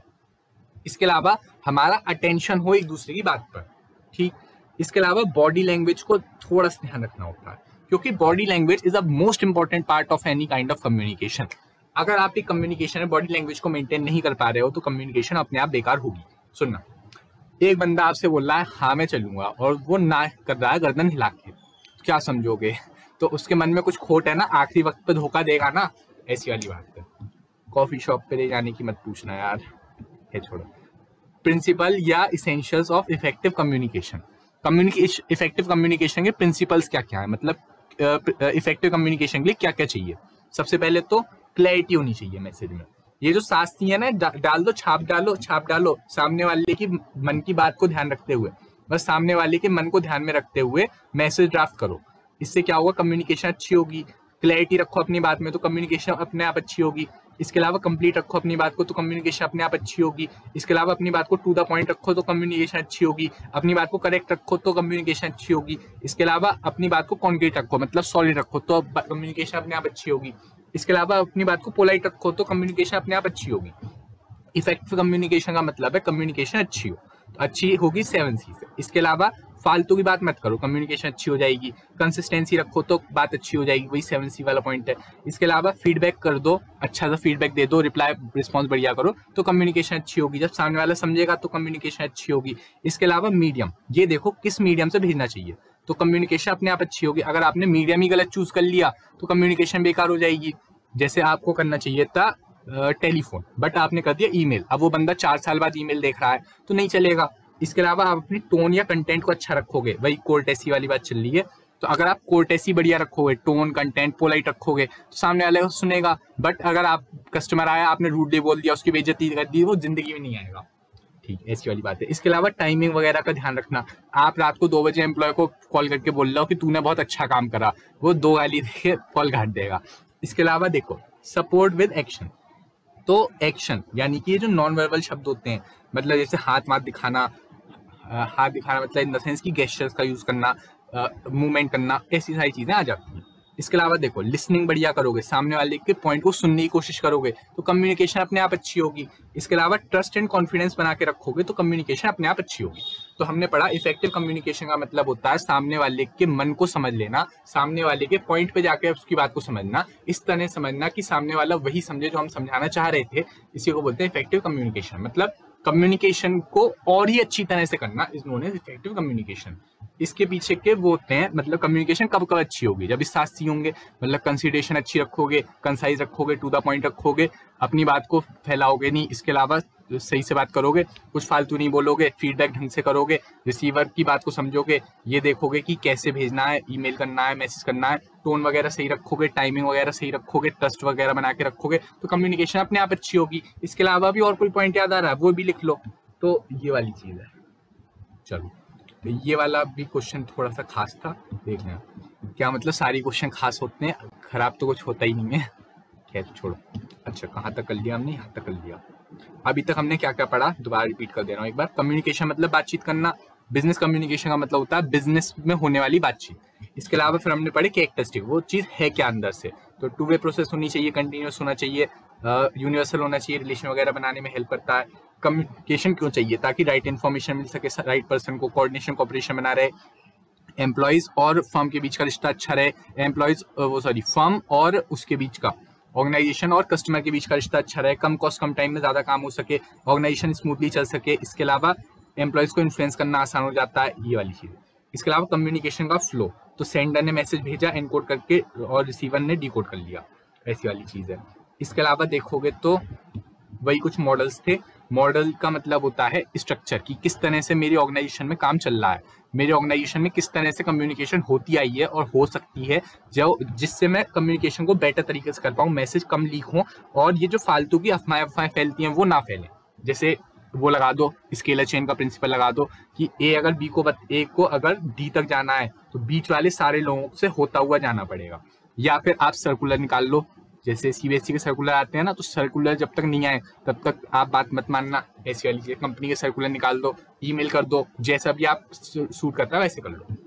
तो इन महान लोगों ने कुछ मॉडल्स बनाए, इसी मॉडल को इन्होंने मॉडिफाई कर करके अपने अपने नाम दे डाले हैं।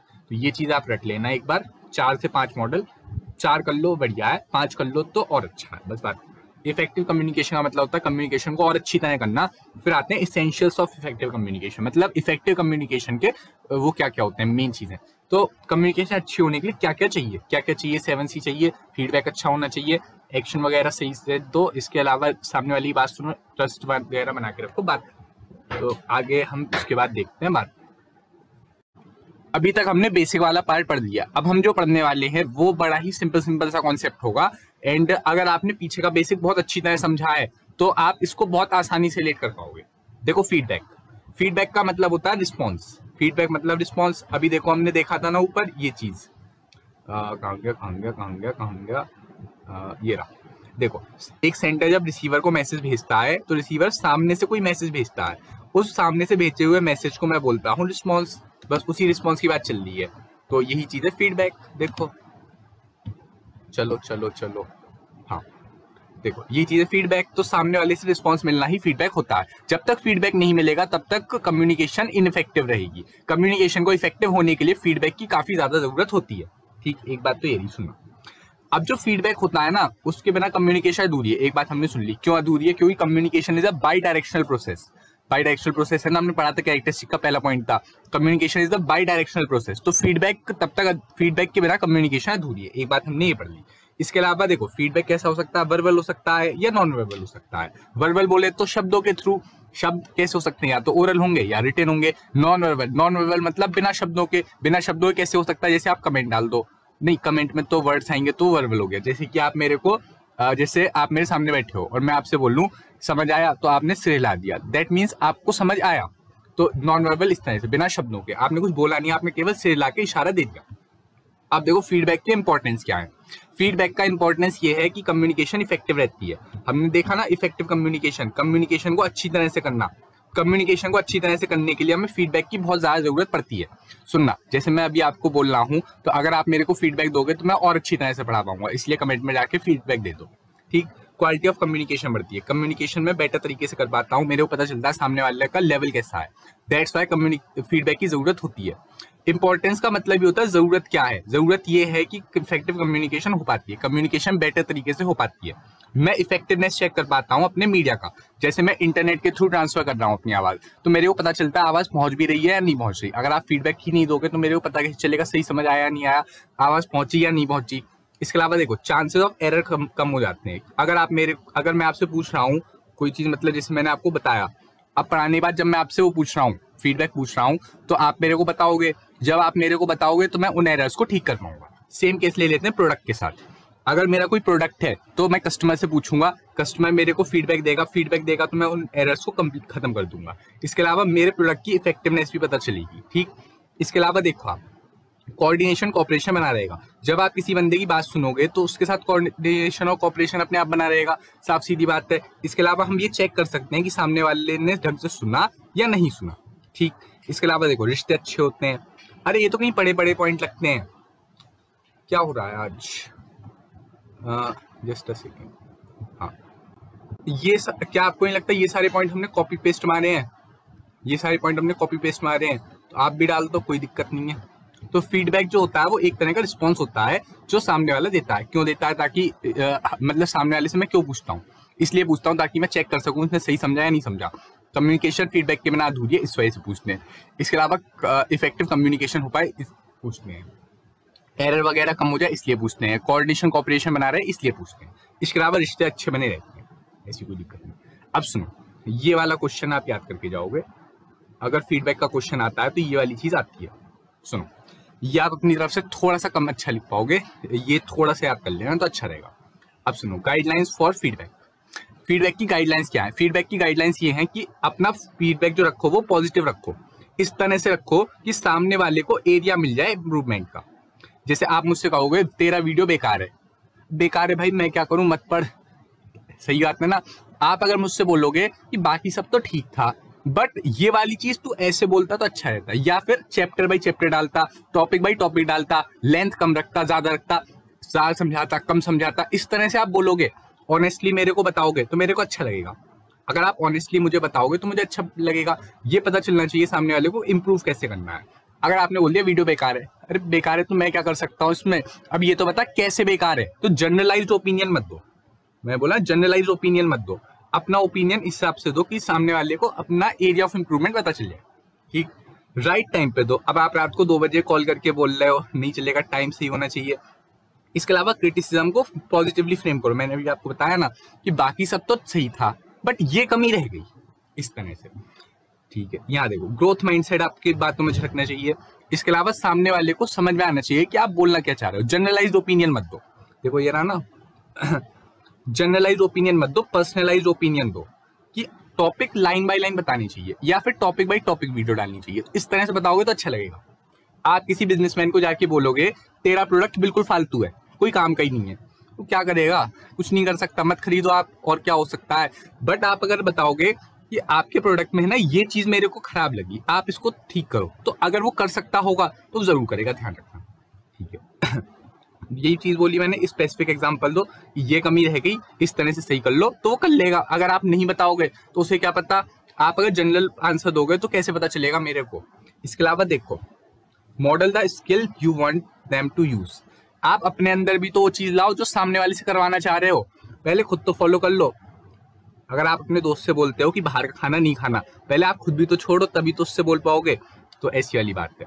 इसके अलावा सुनो, जैसे मैं बात करूं एम्प्लॉयज की, अगर आप एक मैनेजर हो टॉप लेवल के और आप अपने एम्प्लॉयज से बोल रहे हो कि मेरे को ढंग से काम करके दो, डिसिप्लिन बना के रखो, तो आप खुद भी डिसिप्लिन से काम करो। अगर आप अपने एम्प्लॉयज से बोलते हो कि शार्प 9 बजे आना है और आप खुद दोपहर के 2 बजे आ रहे हो, तो नहीं चलेगा ना, एम्प्लॉयज भी आपको देख के फॉलो नहीं करेंगे। तो आपको मतलब इस तरह से डेवलप करनी है अपने अंदर स्किल कि आप जो दूसरों से करवाना चाह रहे हो पहले वो खुद तो फॉलो कर लो।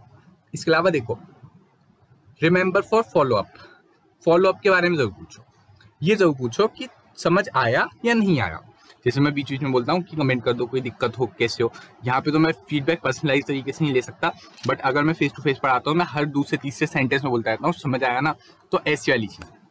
तो गाइडलाइंस का मतलब होता है इन बातों का ध्यान रखो फीडबैक देते वक्त। क्या बातों का ध्यान रखना है? पॉजिटिवली दो, राइट टाइम पर दो, गलत ऐसा नहीं रात को 2 बजे कॉल कर रहे हो। इसके अलावा पॉजिटिवली फीडबैक दो, स्पेसिफिक फीडबैक दो। इसके अलावा पर्सनलाइज फीडबैक दो, जनरल फीडबैक मत दो।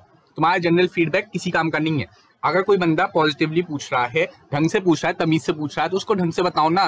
तुम्हारा क्या मतलब पड़ा कि तुम ऐसे मतलब जनरलाइज फीडबैक क्यों देना है, क्यों बोलना है प्रोडक्ट खराब है, ये बताओ ना प्रोडक्ट का आपको क्यों खराब लगा। तो ऐसे बंदे को पता चलता है कमी क्या रहेगी। इसके अलावा स्किल जो आप चाहते हो सामने वाला एक्वायर करे, वो चीज आप खुद डालो। ये पॉइंट जो है 6 वाला, ये पॉइंट प्रोडक्ट के पॉइंट ऑफ व्यू से नहीं है, क्योंकि अगर आपको प्रोडक्ट बनाना आता ही होता तो आप क्यों खरीदते। ये प्रोडक्ट, ये वाला जो पॉइंट ऑफ व्यू है, ये मैनेजर का पॉइंट ऑफ व्यू है कि अगर आप मैनेजर हो तो आप एम्प्लॉय को चाहते हो शार्प 9 बजे आना है, आप दोपहर को 2 बजे आ रहे हो तो नहीं चलेगा। ऐसी वाली बात आपके साथ करी जा रही है। अब देखो, ये फीडबैक का पूरा एक क्वेश्चन बनता है 15 नंबर का। What is feedback, importance, guidelines and types of feedback. Types यार वही हैं, देखो टाइप्स यही हैं, वर्बल एंड नॉन वर्बल। बात खत्म। भाई वर्बल नॉन वर्बल क्या है अभी हम पढ़ेंगे, डीपली पढ़ेंगे। आ जाओ सुनो, फॉर्म्स ऑफ कम्युनिकेशन। देखो मार्किंग में करवा दूंगा, ABC एनालिसिस वो सब करवा दूंगा लास्ट में। मतलब अभी तो डीपली पढ़ लो, अभी तो है 8-10 दिन, 8 दिन तो है यार, 5 दिन। ये सिलेबस जो है ना, ये 4-5 दिन में आप बड़े प्यार से कर लोगे। तो अभी तो पढ़ लो यार तमीज से। 12-13 की अप्रोक्स दे दूंगा एक प्रेडिक्टिव पेपर बस, या ABC एनालिसिस भी दे दूंगा, BO में दिया था ना। बाकी आप देख सकते हो, मैच कर लेना, चलो कोई दिक्कत नहीं है। आओ सुनो, on the basis of expression, expression के बेसिस पर। एक्सप्रेशन के बेसिस पर कैसे हो सकता है, या तो वर्बल होगा या नॉन वर्बल होगा। वर्बल मतलब शब्द ओरल होंगे या तो रिटन होंगे, बात खत्म। नॉन वर्बल ये सारी चीजों से मिलकर बनता है। अभी पढ़ेंगे, डीपली पढ़ेंगे। आ जाओ, on the basis of relation, relation के बेस पर फॉर्मल हो सकता है या इनफॉर्मल हो सकता है। डायरेक्शन के बेसिस पर वर्टिकल, हॉरिजॉन्टल एंड डायगोनल, तीन हो सकता है। अब देखो क्वेश्चन क्या आएगा, क्वेश्चन आएगा कि describe the forms of communication on the basis of direction. बस खेल गए। या पूछ लेगा describe the communication on the basis of relation, खेल गए। तो आपको ये चीज याद करके जानी है। अब अंदर क्या लिखना है वो मैं भी सिखा रहा हूं, बट ये क्वेश्चन है 3 सेपरेट अपने आप में, तो इनके साथ मत खेलना। ये 3 चीजें मेरे को याद चाहिए, इनके साथ मत खेलना, ठीक। चलो अब सुनना, वर्बल कम्युनिकेशन। वर्बल का मतलब होता है शब्दों के थ्रू। शब्द या तो ओरल होंगे या रिटन होंगे। बहुत से लोगों को लगता है वर्बल मतलब ओरल, वर्बल मतलब ओरल नहीं होता मेरे भाई। वर्बल मतलब होता है शब्द। शब्द ओरल भी हो सकते हैं, रिटन भी हो सकते हैं, उसमें कोई शक की बात नहीं है। अब इससे ज्यादा मैं कुछ नहीं बताऊंगा। वर्बल मतलब शब्दों के थ्रू, बात खत्म। जनरली इसका यूज हम करते हैं जब कॉल वॉल पे बात करते हैं। फेस टू फेस में नॉन वर्बल का भी यूज होता है। फेस टू फेस में आप बॉडी लैंग्वेज दिखाते हो ना, या ऐसा है कि मैं मूर्ति की तरह खड़ा रहूंगा, सिर्फ शब्दों से बोलूंगा। ये जो शब्द होते हैं आपके फेस टू फेस कम्युनिकेशन का केवल 7% हिस्सा निकालते हैं। ये जो वर्ड्स होते हैं ना, ये आपकी फेस टू फेस कम्युनिकेशन का केवल 7% हिस्सा निकालते हैं। अगर मैं ही साइड बाय साइड वीडियो चला दूं तो आपका जो 93% फोकस होगा वो मेरे हाथों के एक्सप्रेशन पर, मेरे चेहरे के एक्सप्रेशन पर और इन सब चीजों पर होगा। शब्दों पर मेरा आपका फोकस काफी कम होगा। ऐसी वाली बात है। अब सुनो, रिटन कम्युनिकेशन मेरे को नहीं लगता कुछ पता आना चाहिए। रिटन कम्युनिकेशन यार वही जो रिटन तरीके से हो, मेल कर दो, व्हाट्सएप कर दो, चैट डाल दो, DM कर दो, और भी बहुत सारी चीजें, कमेंट डाल दो, कुछ भी कर दो, तो रिटन कम्युनिकेशन है। फायदे यार वही है कि डॉक्यूमेंटेशन हो जाता है, लिखी हुई चीज की पावर होती है, ऐसी वाली चीज है। इसके अलावा अंडरस्टैंडिंग इजी होती है क्योंकि सब लिखा हुआ है सामने मेरे। इफेक्टिवनेस अच्छी रहती है, परमानेंट रिकॉर्ड रहता है, मिटता नहीं है लिखा हुआ। इसके अलावा मैसेज की ट्रूनेस खराब नहीं होती। सपोज मैं कुछ बोल रहा हूँ, आपने कुछ और सुना, तो ऐसे वाला काम नहीं होता। इसके अलावा देखो, काम की रिस्पॉन्सिबिलिटी असाइन करना काफी आसान होता है। सपोज दैट मैं आपको ओरली बोल दूं ये काम करना है, आप भूल जाओ तो, लेकिन अगर मैंने ईमेल डाला है तो मेरे पास प्रूफ रहेगा कि ये काम हुआ था। Screenshot is the most powerful weapon that is used by a girl. ये छोड़ो, वो लास्ट वाली लाइन काट देना, बाय अ गर्ल काट देना। आगे देखो, र्यूमर्स वगैरह नहीं फैलते, र्यूमर्स, बेसलेस न्यूज, ये सब चीजें नहीं फैलती। क्यों नहीं फैलती? क्योंकि मैंने एक सर्कुलर डाल रखा है अपनी साइट पर। जब मैंने अपनी साइट पर सर्कुलर डाल रखा है तो सबको पता है कि जब तक सर्कुलर नहीं आएगा तब तक रिएक्ट नहीं करना है। जैसे सीबीएसई है, सीबीएसई में जब तक सर्कुलर ना आ जाए तब तक रिएक्ट नहीं करना है। अगर आप सर्कुलर नहीं डाल रहे हो, ढंग से सिलेबस नहीं डाल रहे हो, आपकी यूनिवर्सिटी ही बेकार है। मैंने सीसीएसयू को नहीं बोला, मतलब खैर छोड़ो। वाइड एक्सेस, काफी लंबा चौड़ा एक्सेस रहता है क्योंकि एक देखो, ओरल के लिए आपको सामने आना पड़ेगा, बट मैं चिट्ठी तो अमेरिका के प्रेसिडेंट को भी लिख सकता हूँ, और वो पहुंचे ना वो अलग बात थी, बट वाइड एक्सेस रहता है ना। ठीक है। दिक्कत क्या आती है? सीक्रेसी नहीं रहती, क्योंकि अगर मैंने सब कुछ डाल दिया, मतलब साइट पे डाल दिया, कैसे सीक्रेसी रहेगी? लेकिन जो चीज ओरल है उसकी सीक्रेसी रहती है। अब आपका दोस्त चिल्ला चिल्ला के सबको बता दे, वो अलग बात थी, बट सीक्रेसी रहती है। अच्छा सुनना, कहाँ ज्यादा सीक्रेसी रहेगी? जहां आपने उसे ओरली बताया है कि मेरा इससे चल रहा है, या फिर आपने उसे लिख कर भेजा है और उसने स्क्रीनशॉट ले लिया है, तो ऑब्वियसली बात है ओरल में ज्यादा सीक्रेसी रहेगी, रिटर्न में नहीं रहेगी। इसके अलावा देखिए तो एक्सपेंसिव होता है। आज के डेट में ये वाला पॉइंट थोड़ा सा मतलब वैलिड तो है, बट उतना वैलिड नहीं है, क्योंकि देखो आजकल हम जो ईमेल वगैरह करते हैं उसमें ज्यादा कुछ ऐसी कॉस्ट वॉस्ट नहीं लगती, बट यहाँ पे पेन वैन वगैरह की बात चल रही है। अब देखो, आप अपने normal day to day routine से लिंक मत करना, क्योंकि मतलब यहाँ पे जो हम बात कर रहे हैं वो मेजरली बिजनेस के एनवायरनमेंट के हिसाब से कर रहे हैं। अच्छा, लेकिन वो जो होता है क्या बोलते हैं उससे, रिटन कम्युनिकेशन के लिए, जैसे आप मान लो कॉन्ट्रैक्ट वगैरह, उसमें तो लगता ही है पैसा। इसके अलावा आप देखो टेम्पलेट वगैरह छपवानी है, उसमें भी पैसा लगता है, और ऐसी वाली चीज़ है। टाइम वगैरह बहुत वेस्ट होता है, क्योंकि देखो देखो, अरे अरे अरे, मेरी भावनाएं व्यक्त हो रही हैं इन लाइनों के थ्रू। देखो, फीडबैक बड़ा लेट होता है। अगर मैं ओरली आपसे बात कर रहा हूँ तो आप तुरंत फीडबैक दोगे, बस। अगर मैं आपसे ओरली बात कर रहा हूँ तो आप तुरंत के तुरंत फीडबैक दे दोगे, बट अगर आपको मैं रिटर्न मैसेज भेज रहा हूँ तो हो सकता है आप देखो ना, हो सकता है बाद में रिप्लाई करो। कुछ लोग तो ऐसे होते हैं जो सीन करके रिप्लाई नहीं करते। चलो, इसके अलावा देखो डायरेक्ट रिलेशन नहीं होता, क्योंकि ओरल से जो बातचीत होती है उससे रिश्ते बनते हैं। रिटर्न बातचीत से रिश्ते हमेशा नहीं बनते, क्योंकि अगर आप किसी को डीएम कर रहे हो तो उससे रिश्ते बनने के चांसेस कम है, कंपेरेटिवली आप उससे कॉल पे बात कर रहे हो। इसके अलावा देखो फ्लेक्सिबिलिटी कम रहती है थोड़ी सी, क्योंकि देखो अगर आपने लिखकर भेज दिया हाय, अब आप उसे चेंज नहीं कर सकते। बट अगर आप देखो, सपोज आप उसके सामने आमने सामने खड़े हो, अचानक से कोई और आ जाता है तो आप हाय की जगह नमस्ते दीदी बोल दोगे, तो ऐसी वाली चीज है। तो सिचुएशन के हिसाब से आप चेंज कर सकते हो ओरल वाले को, बट रिटन वाले को आप चेंज नहीं कर सकते। इसके अलावा देखो रेड टेपिज्म का मतलब होता है रूल्स रेगुलेशन। जो हमारी एक नॉर्मल ऑर्गेनाइजेशन होती है ना, उसमें रूल रेगुलेशन बहुत रहते हैं रिटन को लेकर के। ओरल को लेकर ऐसा कोई रूल रेगुलेशन नहीं है, आप जैसे चाहो वैसे बात करो। कौन रोक रहा है आपको? रोक जैसे कर लो, ठीक है, कोई रोक देगा? चलो, इलिटरेट लोग, क्या छोड़ो, आगे देखो डिलेड करेक्शन। यार इलिटरेट लोग कैसे करेंगे यार रिटन कम्युनिकेशन? कैसे वो बड़ी भारी भारी इंग्लिश समझेंगे? तो ऐसी वाली चीज है। ये मैंने साइड में एक्सप्लेनेशन लिख रखी है, आप चाहो तो पढ़ सकते हो। डिलेड करेक्शन थोड़ा सा डिले हो जाता है, क्योंकि रिटन चीज है यार, चेंज करने में थोड़ा टाइम लगेगा। सपोज इस पीडीएफ में ही मेरे को कुछ चेंज करना है, तो इस पीडीएफ को चेंज करने के लिए मेरे को पहले वो खोलना पड़ेगा अपना क्या बोलते हैं उससे, पावर पॉइंट। फिर पावर पॉइंट में जाके इस पेज को खोलना पड़ेगा, पेज खोलने के बाद एडिटिंग करनी पड़ेगी, फिर उसे सेव करना पड़ेगा। बड़ा लंबा चौड़ा टाइम लगता है। बट अगर मैंने अभी कुछ गलत बोल दिया बोलते बोलते, तो मैं उसे आसानी से करेक्ट कर सकता हूँ। तो फ्लेक्सिबिलिटी ओरल में ज्यादा रहती है, रिटन में कम रहती है। इसके अलावा कॉम्प्लेक्स रहता है। पढ़ो, कौन पढ़े कौन समझे? हमसे तो अपनी पढ़ाई नहीं समझी जाती, कौन इतने लंबे चौड़े डॉक्यूमेंट को पढ़े? ऐसी वाली चीज। चलो, ओरल भैया जो ओरल तरीके से होता है, फेस टू फेस बोल लो, टेलीफोन पे बोल दो। मैं भी अभी आपसे ओरली बात कर रहा हूँ, रिटन तरीके से थोड़ी बहुत बातचीत हो रही है हमारी, जैसे मैं टिक विक कर रहा हूँ, इससे बाकी कुछ नहीं। ओरल के फायदे देख लो यार, वही सीक्रेसी रहती है, आपने दोस्त को बताया, अब वो बात रहेगी। स्क्रीनशॉट के कंपैरिजन में तो ज्यादा ही सीक्रेसी है। अब वो ढोल नगाड़े बजाते, वो अलग बात थी। इसके अलावा देखो एक्सपेंसिव नहीं रहता, क्योंकि मेरे को बोलने में कितना पैसा लग रहा, नहीं लग रहा, टाइम वेस्ट नहीं होता। टाइम वेस्ट ऐसे नहीं होता। अगर मैं इस सब चीज को लिखने बैठूं, जो मैं बोल रहा हूँ भी मैं लिखने बैठूं, मेरे सालों में निकल जाएंगे, फिर भी मेरी बात कंप्लीट नहीं होगी, ऐसी वाली चीज है। इसके अलावा देखो फीडबैक जो है वो तुरंत मिल जाता है। देखो इस केस में नहीं मिल सकता, मेरे वाले केस में नहीं मिल सकता, बट अगर आप किसी से फेस टू फेस या ओरली बात कर रहे हो, कॉल पे बात कर रहे हो, तो तुरंत फीडबैक मिल जाता है एज कम्पेयर टू रिटन। इसके अलावा देखो डायरेक्ट रिलेशन बन जाता है सामने वाले के साथ। अगर आप किसी से कॉल पे बात कर रहे हो तो ज्यादा अच्छा रिश्ता बनेगा एज कम्पेयर टू डीएम। इसके अलावा फ्लेक्सिबिलिटी की बात करें, फ्लेक्सिबिलिटी ज्यादा रहती है, सिचुएशन के हिसाब से आप नमस्ते दीदी बोल सकते हो। इसके अलावा देखो रेड टेपिज्म नहीं रहता। अबे अबे अबे, इसके जो डिसएडवांटेज थे वही तो यहाँ पे एडवांटेज है। हाँ सही बात है, होने तो बात खत्म। तो इलिटरेट लोग भी यूज कर सकते हैं, कॉस्ट वॉस्ट थोड़ी कम लगती है, कॉम्प्लेक्सिटी नहीं रहती। और सेम केस यहाँ पर है, मतलब ओरल रिटन के जो एडवांटेजेस थे वो उसके डिसएडवांटेज होंगे कि कोई ऑथराइज डॉक्यूमेंट नहीं रहता, हर जगह पर एप्लीकेबल नहीं रहता। मैं अमेरिका के प्रेसिडेंट को चिट्ठी लिख सकता हूँ, मतलब ईमेल डाल सकता हूँ, बट ओरली कैसे बात कर सकता हूँ, नंबर ही नहीं होगा, नंबर मिल भी जाए तो उठाएंगे नहीं। खैर अब देखो मैं भी इतना बिजी पर्सन हूँ, मेरे पे कहाँ टाइम है कॉल वॉल करने का, मैं एक मेल आसानी से डाल सकता हूँ, ऐसी वाली चीज़ है।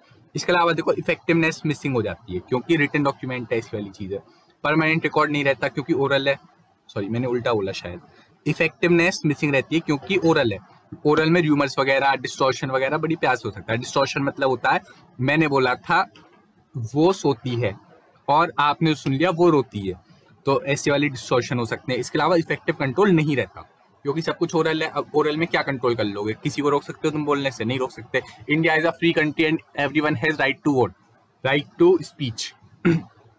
अब उन पर डिफेमेशन के केस फाइल हो जाते हैं, वो अलग बात है। राहुल गांधी की तरफ नहीं बोला मैंने। चलो non verbal communication. Non verbal का मतलब होता है बिना शब्दों के, वर्डलेस तरीके से बातचीत करना, इशारों में ही बातचीत कर लेना, ऐसी वाली चीज है। अब देखो कैसे, आईब्रोज, लिप्स, ओठ, भाई देख के हंस रही थी वो। इसके अलावा जैसे कि मैं बोलूं तो दो उंगली दिखाना, चीज का एग्जांपल। इसके अलावा और भी कई सारे वो होते हैं जो हम आपस में यूज करते हैं। तो नॉन वर्बल मतलब शब्दों के, बिना शब्दों के। अभी तक हमने देखा शब्द के थ्रू, शब्द कैसे हो सकते हैं, या तो ओरल या तो रिटन, बट ये जो नॉन वर्बल होता है ये बिना शब्दों के होता है। बिना शब्दों के जैसे इशारे में समझ लेना। अब जैसे एनकोडिंग कर दी मैंने, एनकोडिंग कर दी तो सामने वाला उसे डिकोड कर लेगा। अब सुनो कैसे। सपोज दैट मैंने आपसे कहा था कि जब मैं बालों पर हाथ मारूं, जब मैं अपने बालों पर हाथ मारूं तो आप उठकर आ जाना, ठीक क्लास के बीच में। अब क्लास के बीच में मैंने बालों पर हाथ मारा तो आप उठ के आ जाओगे, दैट इज द सेंस। तो एक एनकोड कर देते हैं एक मैसेज को। एनकोड मतलब मैंने आपको बताया था इनक्रिप्शन कर देना।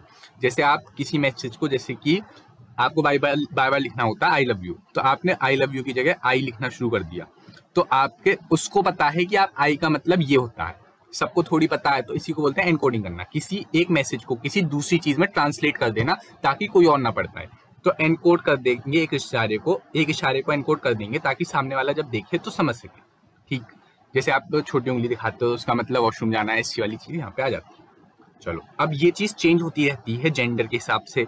इसके अलावा अरे women are found to be more better decoder than man, क्योंकि मैन जो होते हैं उनके पास इतना टाइम नहीं होता, ठीक है।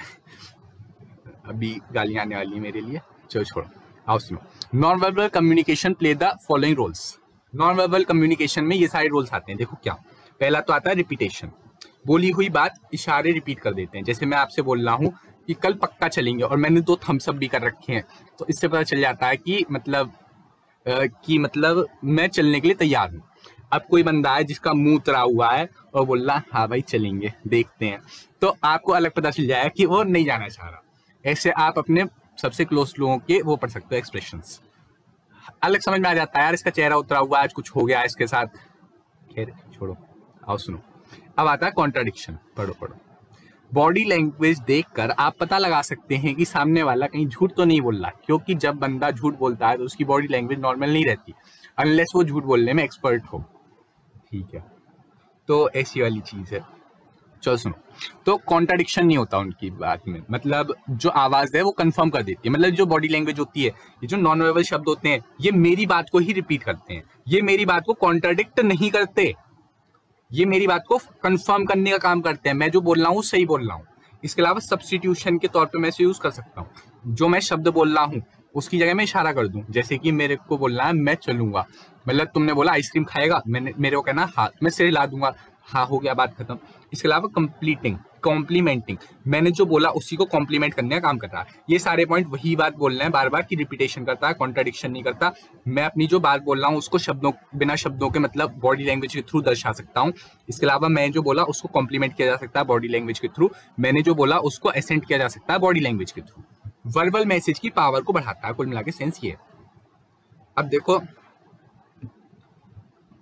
अगर आप एक नॉर्मल पर्सन हो तो आप ये वाला पॉइंट, मतलब ये वाला पेज छोड़ सकते हो, उसमें कोई शक की बात नहीं है, बट नंबर लाने हैं तो पढ़ लो, मतलब कुछ ऐसा खास नहीं है, कोई फालतू की चीज़ है। आओ देखो, सुनो, बॉडी लैंग्वेज ये अपने आप में एक सेपरेट क्वेश्चन बन सकता है 15 नंबर का। सारी 15 नंबर क्वेश्चन बना दो ना, नहीं सारे नहीं बना रहा, मैं एनालिसिस करके आपको दूंगा, आप बस रुक जाओ, मैं आपको एक प्रैक्टिकल पेपर दे दूंगा, बस बात खत्म, इससे ज़्यादा कुछ नहीं। अब बाकी ABC एनालिसिस भी बाद में दूंगा, बट अभी मेरा काम है बताना, ताकि मतलब थोड़ा बहुत जो पढ़ रहा है वो तो पढ़ सके, पता चले मैंने बोल दिया इंपॉर्टेंट नहीं है, अब आप नहीं पढ़ के जा रहे हो, बाद में बोल रहे हो ये तो आ गया, तुमने मना करा था ऐसा ऐसा, तो अपनी कोई जिम्मेदारी नहीं, अपन पूरा कराएंगे। सुनो, अब सुनो, बॉडी लैंग्वेज। बॉडी लैंग्वेज का मतलब होता है फिजिकल बिहेवियर। फिजिकल बिहेवियर या बंदा कैसे एक्सप्रेशन दे रहा है, मतलब उसका टच कैसा है, उसका गेस्चर कैसा है, उसकी बॉडी लैंग्वेज कैसी है, हाथ कैसे हिला रहा है, मुंह कैसे हिला रहा है, स्माइल कैसी है उसकी, जो मतलब और भी बहुत सारी चीजें। देखो, smiling is most important as compare to sound of lips. Sound of lips बोले तो शब्द, वर्ड्स, वर्ड्स यानी वर्बल, क्वेश्चन आ सकता है ये वाला, देखो क्वेश्चन आ सकता है। साउंड ऑफ लिप्स मतलब वर्ड्स, वर्ड्स मतलब वर्बल, स्माइलिंग क्या है, नॉन वर्बल। तो यहाँ पे एक सिंबल यूज करा जा रहा है कि non verbal communication is more effective in comparison to verbal communication. ये जो नॉन वर्बल चीजें होती हैं ये ज्यादा इफेक्टिव होती हैं as compare to verbal communication. तो ऐसी वाली बात यहाँ पे आपसे पूछी गई है, तो आप यहाँ पे वर्बल वर्सेस नॉन वर्बल के बारे में बताओगे, बॉडी लैंग्वेज के डिटेल्स में इतना नहीं जाओगे। सुनो अगर ये क्वेश्चन आएगा तो आपको बताना है नॉन वर्बल बेटर है, नॉन वर्बल बेटर है साउंड ऑफ लिप्स से, नॉन वर्बल बेटर है वर्बल से। कैसे बेटर है? क्योंकि नॉन वर्बल आपकी बातों को रिपीट करता है, कॉन्ट्राडिक्ट नहीं करता, सब्स्टिट्यूट करता है, इन शॉर्ट वर्बल मैसेज की पावर को बढ़ाता है। ठीक, तो ये वाले पॉइंट लिख दोगे। इसके अलावा अगर ये चीज आप छोड़ के जा रहे हो, ये नहीं लिखना चाह रहे हो, तो आप फिर धीरे धीरे वर्बल को समझाओगे, फिर नॉन वर्बल को समझाओगे, फिर थोड़ा बहुत बॉडी लैंग्वेज को समझा दोगे, एंड देन उसके बाद अपने आंसर को कंक्लूड कर दोगे, बात खत्म। ठीक, सुनो, बट मतलब थोड़ा सा ध्यान रखते हुए। अब सुनो, ये जो बॉडी लैंग्वेज होती है, बॉडी लैंग्वेज का मतलब जैसे यार सिंपल लैंग्वेज यार, जैसे आपने बोला आइसक्रीम खाएगा, मैंने से ला दिया, पता चल रहा है, बात खत्म, ऐसी वाली चीज है। इसके अलावा देखो, जैसे कोई बंदा आर्म क्रॉस करके खड़ा है, मतलब हाथ बांध के खड़ा है, तो वो समझना नहीं चाह रहा, ऐसे इशारे होते हैं। इसके अलावा कोई बंदा आपकी तरफ झुक के खड़ा है, दैट मीन्स कि वो आपको पसंद करता है, स्लैश करती है। अब देखो सुनो, various aspect of body language या काइनेसिस। अच्छा, आज ये एग्जांपल बार बार क्यों आ रहा है? इसका रीजन ये है क्योंकि अभी एग्जांपल मैंने शुरू में उठा लिया, अगर आपने नोटिस करा हो तो मैं सेम टाइप के एग्जांपल बार बार मतलब फॉलो करता हूँ, ताकि मतलब एक चीज बन ही रहे अपने उसके साथ, वह एक फ्लो के साथ बनी रहे। अब मैं एग्जांपल अचानक चेंज कर दूंगा, थोड़ी फ्लो बांधने में दिक्कत आएगी, दैट्स वाई मतलब सेम एग्जांपल ही चलेगा। ये देखो आइसक्रीम वाला एग्जांपल भी, ये भी, तो मतलब वो जरा कोऑर्डिनेट कर लो, अब अगली बार से देखेंगे। चल छोड़ो, और सुनो, बॉडी लैंग्वेज। तो बॉडी लैंग्वेज में क्या आता है? एक तो फेशियल एक्सप्रेशन, मेरा चेहरा कैसा है, मतलब मैं गुस्से में हूँ तो अलग पता चल जाएगा, खुश हूँ, गुस्सा हूँ, कैसा हूँ, ये सब चीजें डिपेंड करती हैं कल्चर टू कल्चर, पहली बात। इसके अलावा ये चीजें है ना जो मतलब होती हैं सामने वाले के चेहरे पे अलग दिख जाती हैं, बात यही है। बॉडी मूवमेंट, पोस्चर, कि बंदा हाथ हिला रहा है, पैर हिला रहा है, कैसे खड़ा है, कैसे नहीं खड़ा, ये सारी चीजें। इसके अलावा गेस्चर, उसके हाथ वाथ कैसे हैं, जैसे अंगूठे से वो साइन दिखाना, और बाकी सारी चीजें। आई कांटेक्ट कैसा है बंदे का, ऐसा ना हो किसी को आप घूरते रह जाओ, बट जो आई कांटेक्ट होता है वो इंटरेस्ट दर्शाता है, भाई वो देख रही थी, तो ऐसी वाली चीज है। इसके अलावा देखो टच, टच जो होता है वो हैंडशेक, मतलब हैंडशेक जो होते हैं वो भी टच के एग्जांपल में आ जाते हैं, वो वाले टच की बात नहीं चली, जैसे आप मतलब दोस्तों को मार देते हो, हक की बात चल रही है यहाँ पर। इसके अलावा वो हैंडशेक वगैरह की, तो एक जो वीक हैंडशेक होता है वो आपके वीकनेस को दर्शाता है। इसके अलावा आपका हाथ गर्म होना चाहिए जब आप हैंडशेक करो, क्यों होना चाहिए? नो लॉजिक, आगे देखो। स्पेस, स्पेस जो होता है वो ऐसा होता है कि आपको किसी बंदे के बहुत ज़्यादा चिपक के नहीं खड़ा होना है। होता है कि कुछ लोग चिपक के खड़े होते हैं तो बड़ी इरिटेशन सी होती है। अच्छा, लेकिन जो हमारे बहुत करीबी होते हैं वो अगर चिपक के खड़े हो भी जाएं तो कोई ऐसी दिक्कत वाली बात नहीं। आगे देखो वॉइस, तो वॉइस भी नॉन वर्बल का एग्जाम्पल है। अभी वॉइस नॉन वर्बल का एग्जाम्पल कैसे है मेरे को ये समझाओ। नॉन वर्बल मतलब होता है बिना शब्दों के, लेकिन वॉइस तो शब्दों से के थ्रू बोली जाती है। तो ये जो वॉइस बोली जा रही है, इस वॉइस का लॉजिक है मेरी वॉइस की टोन, कि मैं तेज बोल रहा हूँ, धीरे बोल रहा हूँ, चिल्ला के बोल रहा हूँ, हल्के से बोल रहा हूँ, कैसे बोल रहा हूँ। क्योंकि देखो सुनो, अगर कोई बंदा गुस्सा होगा तो चिल्ला चिल्ला के बोलेगा, लेकिन अगर कोई बंदा बहुत ज्यादा खुश होगा तो उसकी खुशी उसकी आवाज में अलग झलक जाएगी। अगर कोई बंदा दुखी होगा तो उसके गले से आवाज ही नहीं निकलेगी। तो उस वाली वॉइस की बात चल रही है, यहाँ पे शब्दों की बात नहीं चल रही। इसी को हम प्यार से बोलते हैं पैरा लैंग्वेज। पैरा लैंग्वेज का मतलब होता है like a language. Para language का मतलब होता है लाइक अ लैंग्वेज। तो ये जो होता है लाइक अ लैंग्वेज, इसका मतलब होता है कि जो शब्द होते हैं, ये जो शब्द होते हैं पैरा लैंग्वेज के, मतलब tone, texture, style, rhythm, pitch, इन सब चीजों की यहाँ पे बात चल रही है। क्वालिटी, टोन, रिदम, पिच, इन सब चीजों की बात चल रही है। तो इसी चीज को बोलते हैं पैरा लैंग्वेज। इस वाली वॉइस की बात चल रही है यहाँ पर, ठीक। आगे देखो गेस्चर। गेस्चर का मतलब होता है जो बॉडी पार्ट से हम मूवमेंट करते हैं, जैसे कि आर्म गेस्चर, हाथ वाथ हिलाना, उंगली हिलाना, 2-4 उंगलियां दिखाना, थम्स अप करना, थंब डाउन करना, ऐसी सारी चीजें। फोल्डेड आर्म जो होते हैं वो नॉर्मली नेगेटिव सिंबल होते हैं। Folded arm normally not a welcoming gesture, मतलब एक नेगेटिव सिंबल होते हैं। अगर मैं हाथ बांध के खड़ा हूं तो ऐसा अज्यूम करा जाता है कि सामने वाला सुनने में इंटरेस्टेड नहीं है, या उसे जाने की जल्दी है, या अगर उसके पैर दरवाजे के पास हैं तो उसे जाने की जल्दी है। ये चीज नॉर्मल चीज है। अगर कोई बंदा हाथ बांध के ही खड़ा होता है तो उसकी मर्जी। अब जबरदस्ती ऐसा इंक्लूड मत कर लेना कि वो बंदा हाथ बांध के खड़ा है मतलब उसे जाना है। अच्छा, इसके अलावा देखो कंधे उचकाने। कंधे उचकाने का मतलब ये होता है कि शोल्डर श्रग। श्रग का मतलब होता है कंधे उचकाना। जैसे होता है ना मुझे क्या पता, हम कंधे उचकाते हैं, वो वाली चीज। तो ऐसी चीजें भी गेस्चर में आ जाती है। गेस्चर मतलब बॉडी मूवमेंट। तो बॉडी मूवमेंट कैसे हो सकता है, आईब्रो उठा दो, कोई मिलता है तो आईब्रो उठाते हैं ना, पाम दिखा दो, अपनी हथेली दिखा दो। अगर आपकी हथेली दिखती है तो वो एक फ्रेंडली गेस्चर होता है। कोई बंदा हाथ पीछे करके खड़ा है तो आपको लगेगा क्या कर दिया इसने ऐसा। खैर आगे देखो, कहीं पता चले पीछे से एक चाकू निकल रहा है, मस्त। आओ सुनो, relax hand indicate confidence and self assurance. अगर कोई बंदा हाथ खोले खड़ा है तो उसके अंदर से कॉन्फिडेंस झलकता है, और अगर हाथ बांध के खड़ा है तो उसके अंदर से एक नेगेटिव फीलिंग आती है। फिंगर के गेस्चर, अगर आपकी उंगलियां वगैरह सही से काम कर रही हैं तो सही चलता है। इसके अलावा देखो हेड नॉट, जैसे हाँ ना वो वाली चीज, हाँ के लिए ना के लिए वो वाली चीज है। अगर सपोज कोई बंदा बोल रहा है कि आप, मतलब मैं चलूंगा, और वो बोल रहा है उसकी गर्दन हिल रही है ना में, तो आपको अलग पता चल जाएगा ये पक्का एंड मूवमेंट पे धोखा देने वाला है। ऐसी वाली चीज है। अब देखो साइन लैंग्वेज। साइन कैसे हो सकते हैं, या तो विजुअल हो सकते हैं या ऑडियो हो सकते हैं। विजुअल जो देख के पता चल जाए, जैसे ट्रैफिक लाइट। ट्रैफिक लाइट देख के पता चल जाती है ना। इसके अलावा देखो टू क्रॉस बोन, वो होता है खतरे का सिंबल, हड्डी बनी रहती है और एक स्कल बना रहता है, वाली चीज। क्रॉस सिगरेट यानी कि स्मोकिंग बना है। नो पार्किंग जोन का अलग सिंबल होता है। एम्बुलेंस वगैरह के लिए अलग सिंबल होता है। टेलीफोन बूथ पर जो पिक्चर होती है वो सारी चीजें, एक मतलब हर चीज के अलग अलग सिंबल होते हैं। जैसे हर वो देखना, आप कोई भी ऐप देखना, हर ऐप का अपना खुद का सिंबल होता है। तो विजुअल सिंबल है। अगर आपके सामने मैं फेसबुक का लोगो रख दूं तो आप अलग बता दोगे फेसबुक है। यूट्यूब का लोगो रख दूं आप अलग बता दोगे ये यूट्यूब का लोगो है। तो विजुअल सिंबल्स जो होते हैं, भले ही उसमें कुछ लिखा ना हो, यूट्यूब के सिंबल में यूट्यूब थोड़ी लिखा होता है। यूट्यूब का सिंबल कुछ ऐसा होता है, देखो मतलब चला लेना काम ऐसी होता है। हाँ, तो अब एक बात बताओ, इसमें लिखा थोड़ी है यूट्यूब, लेकिन आप देख के बता पा रहे हो, तो ऐसी वाली चीज है।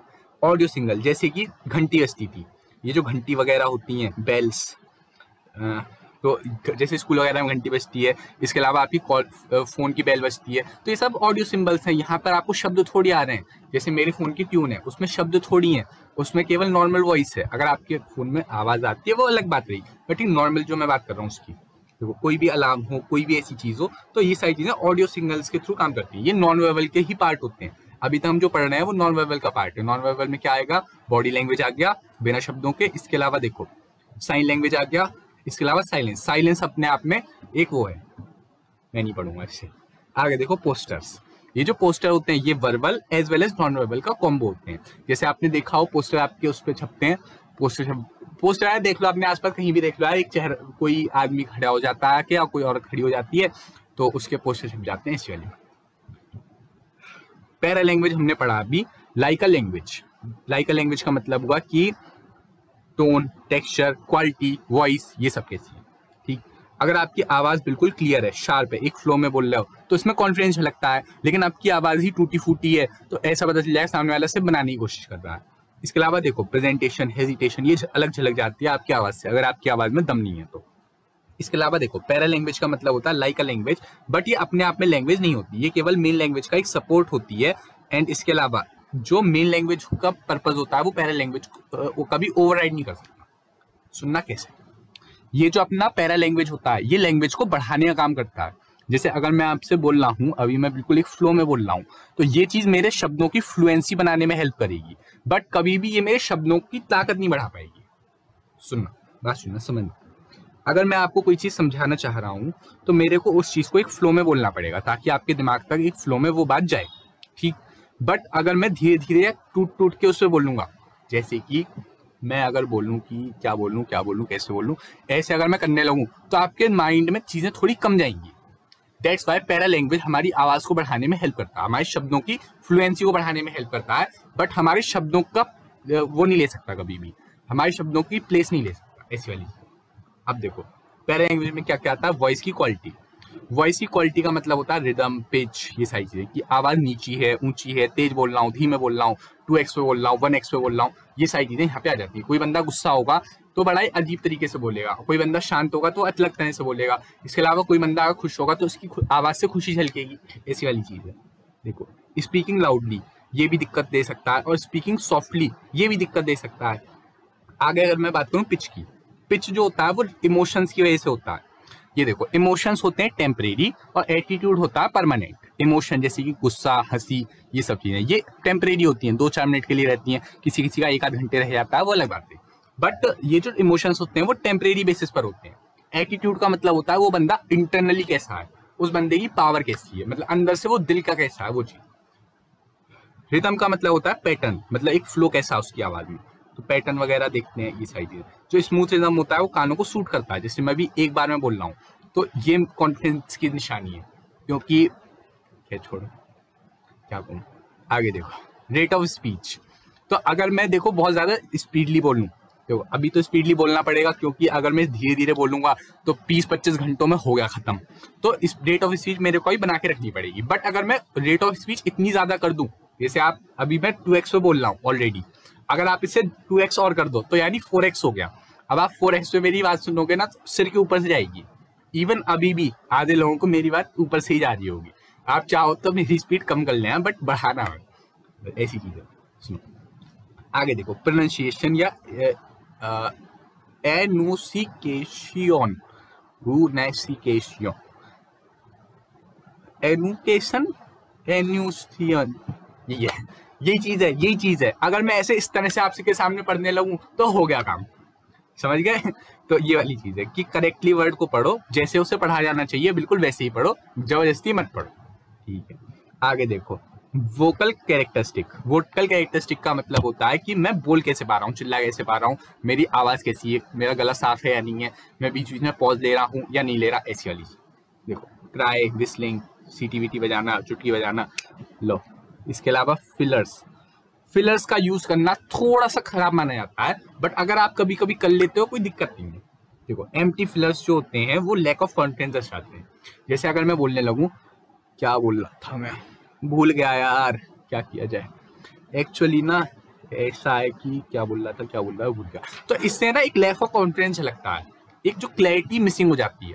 दैट्स वाई ये चीजें थोड़ी सी खराब होती है, इन्हें यूज नहीं करनी चाहिए पब्लिक स्पीकिंग के टाइम पर, या फिर जब हम किसी के सामने स्पीच देते हैं ना, तो है ना क्या करते हैं, जब हम किसी के सामने स्पीच देते हैं ना तो इस तरह से अटकते नहीं, कॉन्फिडेंस लगना चाहिए आपके। आप एक प्रैक्टिस करके जाओ जब भी स्पीच देनी हो कहीं पे। आपको क्या लगता है मैं ऐसी आके बोल देता हूँ, इसके पीछे छोड़ो, इसके पीछे एक्चुअली मतलब प्रैक्टिस करता है, मैं भी बोल के देखता हूँ बिना उससे पढ़कर। ये चीजें मैंने थोड़ी क्या मैंने पूरी पढ़ रखी है, मैंने तो लिखा नहीं, मतलब वो तो कॉपी पेस्ट करा है, बट पढ़ा तो है मैंने पूरा, तभी तो बोल पा रहा हूँ इतना फ्लुएंटली।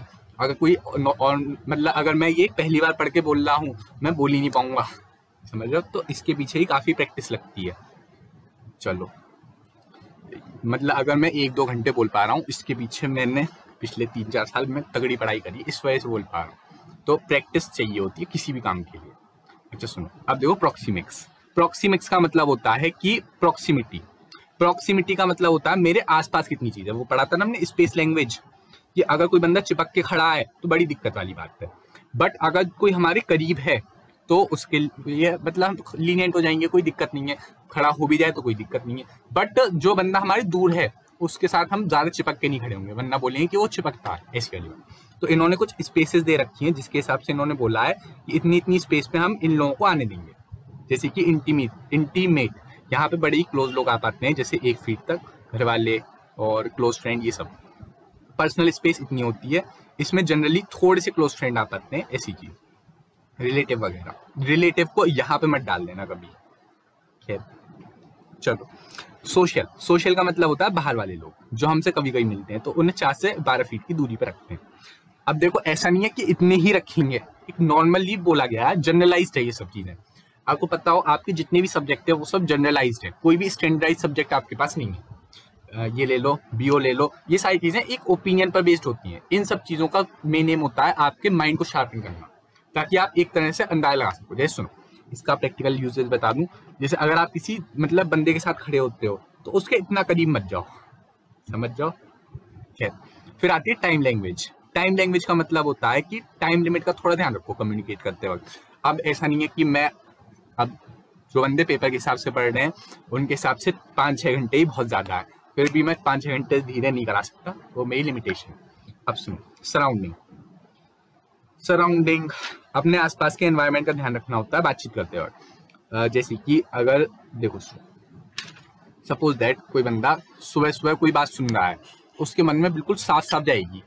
लेकिन कोई बंदा पूरे दिन काम करके आया है, रात को थका रहा बैठा है, अब तुम बेचारे बंदे को कोई राम कहानी सुना रहे हो, वो ढंग से सुनेगा भी नहीं। तो ऐसी वाली चीज है। आगे देखो, नॉन वर्बल के फायदे, प्लीज याद कर जाना, ये याद कर जाना जरूर। इनके बेसिस पर हम बहुत सारे आंसर लिख सकते हैं। इवन ये वाला आंसर था ना स्माइलिंग वाला, स्माइलिंग बेटर देन वर्ड्स, तो इसमें आप ये डाल सकते हो। ये सारे पॉइंट लाइन वाइज छाप देना, थोड़ा थोड़ा एक्सप्लेन करते हुए। तो ये वाला कभी भी क्वेश्चन आए वर्बल वर्सेस नॉन वर्बल वाला, तो ये छाप कर, मतलब ये इन दोनों चीजों के बेस पर आप लिख देना। अब सुनो, नॉन वर्बल का फायदा। अच्छा, वर्बल का फायदा क्या था, पढ़े तो यार, ओरल और रिटन के फायदे तो उन्हीं के बेस पे लिख देना, बट इस पे ही बताऊंगा मैं। सुनो पहले सुनो, make effective to oral communication. Oral को इफेक्टिव बनाने का काम करता है नॉन वर्बल कम्युनिकेशन। बिना नॉन वर्बल के वर्बल अधूरा है। मैंने बोला ना, ओरल कम्युनिकेशन, ये जो हमारी वर्बल कम्युनिकेशन होती है, ओरल नहीं, यहाँ पे वर्बल आना चाहिए। वर्बल में ओरल और रिटन दोनों आते हैं। तो यहाँ पर जो होता है वर्बल कम्युनिकेशन, वो केवल 7% कॉन्ट्रीब्यूट करता है आप किसी भी फेस टू फेस वाली बात का, और 93% हिस्सा आता है नॉन वर्बल से। तो नॉन वर्बल की इंपॉर्टेंस देख पा रहे हो। अच्छा, एक देखो, ट्रू फीलिंग को छुपाना मुश्किल होता है क्योंकि ट्रू फीलिंग झलकती है आपके वर्बल से। मैं बोला ना, अगर आपका दोस्त नहीं आना चाह रहा तो उसके चेहरे पे दिख जाएगा, नहीं जाएगा, पक्का एंड मोमेंट पे धोखा देगा। इसके अलावा देखो, regulate the flow of conversation. Conversation का फ्लो बना रहता है नॉन वर्बल की वजह से। जैसे अगर मैं ही साइड बाय साइड वीडियो चला दूं तो आपको और अच्छी तरह समझ में आएगा। अब वो मेरे पे बजटरी इशूज की वजह से कुछ दिक्कतें हैं, तो खैर छोड़ो। आगे देखो, easy and economic way of communication. Easy या इकोनॉमिक तरीका हो सकता है बातचीत करने का। तो नॉन वर्बल कम्युनिकेशन के लिए खर्चा थोड़ा सा कम चाहिए। खर्चा क्यों कम चाहिए, क्योंकि एक बात तो देखो, सोचो, खुद सोचो, मेरे को हेड मूवमेंट करने के लिए कितना पैसा लगेगा, कुछ भी नहीं। तो ओरल कम्युनिकेशन में भी पैसा नहीं लगता, यहाँ भी पैसा नहीं लगता, रिटन में लगता है, वो अलग बात नहीं। अच्छा, इसके अलावा देखो, रिलायबल इन्फॉर्मेशन रहती है। क्यों रिलायबल रहती है, क्योंकि एक बंदा ट्रू फीलिंग को छुपा नहीं पाता, उसकी ट्रू फीलिंग झलकी जाती है। ठीक है, वर्ड्स को हम कंट्रोल कर सकते हैं, बट अपने इमोशंस को कैसे कंट्रोल करेंगे। अब कोई मेरे ऐसे एक्सपर्ट हो, वो अलग बात रही, बट नॉर्मल बंदा अपने फीलिंग्स को कंट्रोल नहीं कर पाता। ठीक है, आगे देखो, नॉन वर्बल के नुकसान। सपोज दैट आपको, अभी देखो, अब मैं कितने भी हैंड मूवमेंट कर दूं, इवेंचुअली मैं बताऊं, मैं अभी भी हैंड मूवमेंट का यूज कर रहा हूँ। तो जब मैं हैंड मूवमेंट का यूज कर रहा हूँ तो अब क्या फायदा, क्या समझ में आएगा आपको। अगर कोई मेरे सामने बैठा होता है तो उसे और चीजें समझ में आता है, एक फ्लो बना रहता है। तो हैंड मूवमेंट का ये फायदा रहता है, बट अभी मैं हैंड मूवमेंट कर रहा हूँ, उससे आपको क्या फर्क पड़ रहा है, कुछ भी नहीं।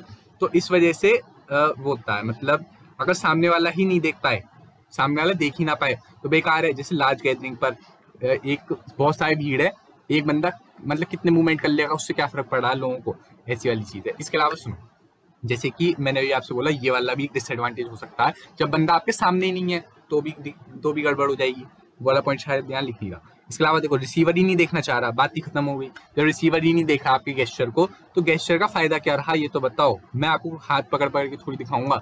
इसके अलावा देखो suitability only for brief messages, अगर बहुत लंबा चौड़ा मैसेज है मैं आपको वो भी कर रहा हूँ नॉन, ये वाला पॉइंट हल्का सा टेक्निकली गलत है।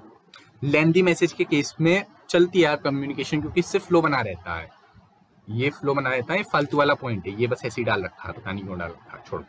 आगे देखो लेस रिलायबल, पेपर में डालाना है, पेपर में कुछ भी डाल रहा हो, तुमसे बोला तो सही पेज भर के आना, मतलब बीओ के पेपर में भी मैंने बोला था कम से कम 15, 16, 20 पेज तो भरा यार, अब बंदे 12, 13 ही भर के आए। खैर भरा हो यार, पेज तो भर के आओ, जो लिख सकते हो उतना तो लिखो, तेज तेज लिखो।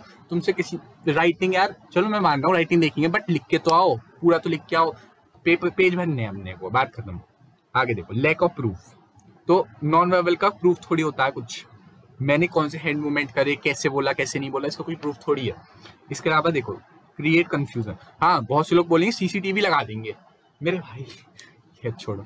आगे देखो क्रिएट कंफ्यूजन, तो क्रिएट कंफ्यूजन, कंफ्यूजन का मतलब होता है कंफ्यूजन हो जाता है नॉन वर्बल से। जैसे सुनो आपने मुझसे बोला आइसक्रीम खाएगा, मैंने कहा हाँ, और मैंने गले से इशारा मतलब गर्दन से इशारा करा नहीं, तो इससे कंफ्यूजन क्रिएट हो जाएगा, तो ऐसी वाली बात। तो फालतू के पॉइंट है देख लेना एक बार, कोई वो नहीं है, ये वाली जरूर याद कर लेना प्लीज, ये 5 पॉइंट जरूर याद करने हैं, क्योंकि नॉन वर्बल का अगर क्वेश्चन आएगा तो अगर चाहे वो बॉडी लैंग्वेज का पूछे, चाहे वो प्रॉक्सिमिक्स का पूछे, चाहे वो पैरा लैंग्वेज का पूछे, किसी का भी क्वेश्चन पूछे, एडवांटेज हम यही डाल के आएंगे, एडवांटेज आपको बार बार चेंज नहीं करने हैं, ठीक। अब देखो कॉर्पोरेट कम्युनिकेशन, ये एक सेपरेट क्वेश्चन बनता है अपने आप में। कॉर्पोरेट का मतलब होता है बड़ी बड़ी ऑर्गेनाइजेशन, जैसे आपने सुनाओ कॉर्पोरेट बॉडी, कॉर्पोरेट बॉडी का मतलब होता है बड़ी बड़ी कंपनीज, कंपनी को company plus LLP, company plus LLP को मिलाकर हम बोलते हैं body corporate, company plus LLP को मिलाकर के बोलते हैं बॉडी कॉर्पोरेट, वहां से शब्द आया है कॉर्पोरेट, यानी बड़ी बड़ी फर्म्स। कॉर्पोरेट मतलब होता है बड़ी बड़ी फर्म्स या बड़ी बड़ी ऑर्गेनाइजेशन जहाँ पे बहुत सारे लोग काम करते हैं, तो वहां पर कम्युनिकेशन फ्लो कैसा होता है उसके बारे में बात करेंगे। तो बड़ी बड़ी फर्म्स जो होती हैं वहां पर कम्युनिकेशन फ्लो काफी अच्छा रहना चाहिए, अगर कम्युनिकेशन फ्लो अच्छा नहीं रहेगा तो दिक्कत आएगी, तो कम्युनिकेशन फ्लो को बहुत ही अच्छी तरह से एडॉप्ट करना चाहिए। मॉडल्स पढ़े थे ना कम्युनिकेशन के, तो इनमें से कोई बेस्ट सा मॉडल जो हमारी ऑर्गेनाइजेशन को सूट करे बिल्कुल प्रॉपर तरीके से, ऐसा मॉडल आपको एडॉप्ट कर लेना चाहिए, ऐसी वाली चीज है। मॉडल कहाँ गए, हाँ ये देखो ये मॉडल्स जो होते हैं ना, ये मॉडल्स भी इसीलिए तो बनाए जाते हैं ताकि हम अपनी ऑर्गेनाइजेशन को बेटर तरीके से चला सकें। इसके अलावा स्केलर चेन का प्रिंसिपल आपने पढ़ा हो कि अगर मेरे को किसी बंदे को अपनी वो बतानी है, मतलब कोई बात पहुंचानी है, तो बीच में सारे बंदों को पता चलना चाहिए, ऐसा भी इसलिए करते हैं ताकि कम्युनिकेशन का फ्लो अच्छा बना रहे, ठीक है ना, ऐसी वाली चीज है। अब सुनो, अब ये चैनल्स हो सकते हैं या तो ये फॉर्मल होंगे या तो ये इनफॉर्मल होंगे। हमने बोला था ऊपर पढ़ा था ना फॉर्म्स ऑफ ऑर्गेनाइजेशन, देखो देखो देखो एक सेकेंड रुकना, फॉर्म्स ऑफ ऑर्गेनाइजेशन,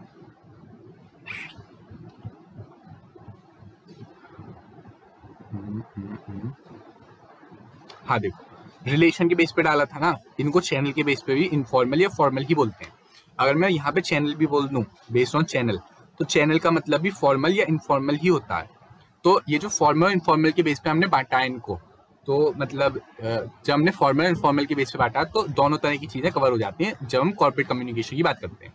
कॉर्पोरेट का मतलब होता है बड़ी बड़ी फर्म्स में कैसी कम्युनिकेशन होती है, तो बड़ी फर्म में या तो ऑफिशियल कम्युनिकेशन होगी, फॉर्मल मतलब ऑफिशियल, और या तो होगी नॉन ऑफिशियल कम्युनिकेशन, या तो होगी ऑफिशियल कम्युनिकेशन या होगी नॉन ऑफिशियल कम्युनिकेशन, ठीक, और कुछ तो ऑप्शन है नहीं। तो अब अगर मैं ऑफिशियल कम्युनिकेशन की बात करूं तो ऑफिशियल कम्युनिकेशन या तो वर्टिकल होगी या तो हॉरिजॉन्टल होगी या डायगोनल होगी। वर्टिकल मतलब बॉटम से टॉप या टॉप से बॉटम, जैसे टॉप लेवल ले लूं, मिडिल लेवल ले लूं और लोअर लेवल ले लूं, तो या तो पहले ये इसको बताएगा ये इसको बताएगा, ठीक, या तो ये बताएगा यहाँ से यहाँ, ठीक। टॉप लेवल क्या बताएगा, पॉलिसी प्रोसीजर्स रूल्स रेगुलेशंस, और क्या बताएगा बताओ। लोअर लेवल क्या बताएगा, लोअर लेवल बताएगा अपनी प्रॉब्लम्स, अपने जो मतलब दिक्कत वगैरह होती है वो सब बताएगा, बात खत्म। तो ये जो टॉप लेवल मैनेजमेंट होता है ये अपने पॉलिसी प्रोसीजर बताएगा, और ये जो लोअर लेवल होता है ये अपनी प्रॉब्लम्स वगैरह को टॉप लेवल तक पहुंचा देगा। अगर मैं बात करूं हॉरिजॉन्टल की, तो ये होता है सेम लेवल ऑफ एम्प्लॉइज के बीच, जैसे मिडिल वाला दूसरे किसी मिडिल वाले से ही बात कर रहा है, ठीक है ना, मतलब सेम लेवल पर, सेम हायरार्किकल लेवल पर कोई बंदा है और वो उसी से बात कर रहा है, that is known as horizontal communication. Diagram आप बना के आओगे, देखो टॉप इस पे वर्टिकल में सेम डायग्राम आप बना के आओगे, बिल्कुल मिडिल लिख देना बस यहाँ पर, बाकी सेम डायग्राम बना के आओगे बिल्कुल ऐसी। ये गोले मत बनाना, रुको प्रॉपर डायग्राम में दे रहा हूँ बना के आपको। डायग्राम बना के आना है अगर क्वेश्चन आता है तो।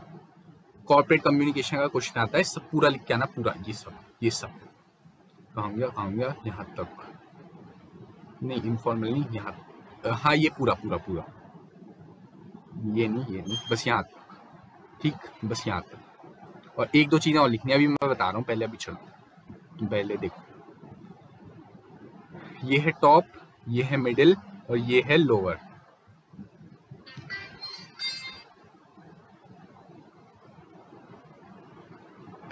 तो लोअर वाला ऊपर भेजिएगा, टॉप वाला नीचे भेजिएगा, तो ये वाली चीज है।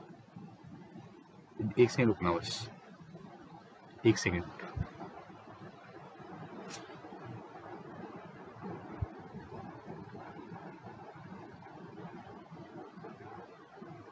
हाँ तो टॉप वाला जो होता है मतलब ये नीचे भेजिएगा और ये वाले ऊपर भेजेंगे, ये हो गया वर्टिकल का एग्जांपल, ठीक। यही डायग्राम बना के आओगे। हॉरिजॉन्टल में क्या करोगे, यहाँ पे एक ए ले लो, यहाँ ले लो एक बी, सेम लेवल पे रखना, ऊपर नीचे मत कर देना, इनमें ऐसे करके एक वो दिखा दो, बस हो गया हॉरिजॉन्टल का। डायगोनल की अगर मैं बात करूं तो डायगोनल का मतलब होता है एक डिपार्टमेंट का एम्प्लॉय, जैसे सेल वाला बात कर रहा है मैन्युफैक्चरिंग के एक लेवल ऊपर वाले से, जैसे देखो ए यहाँ ले लो और बी ले लो यहाँ पर, तो ये बंदा इससे बात कर रहा है, इनके डिपार्टमेंट अलग अलग है।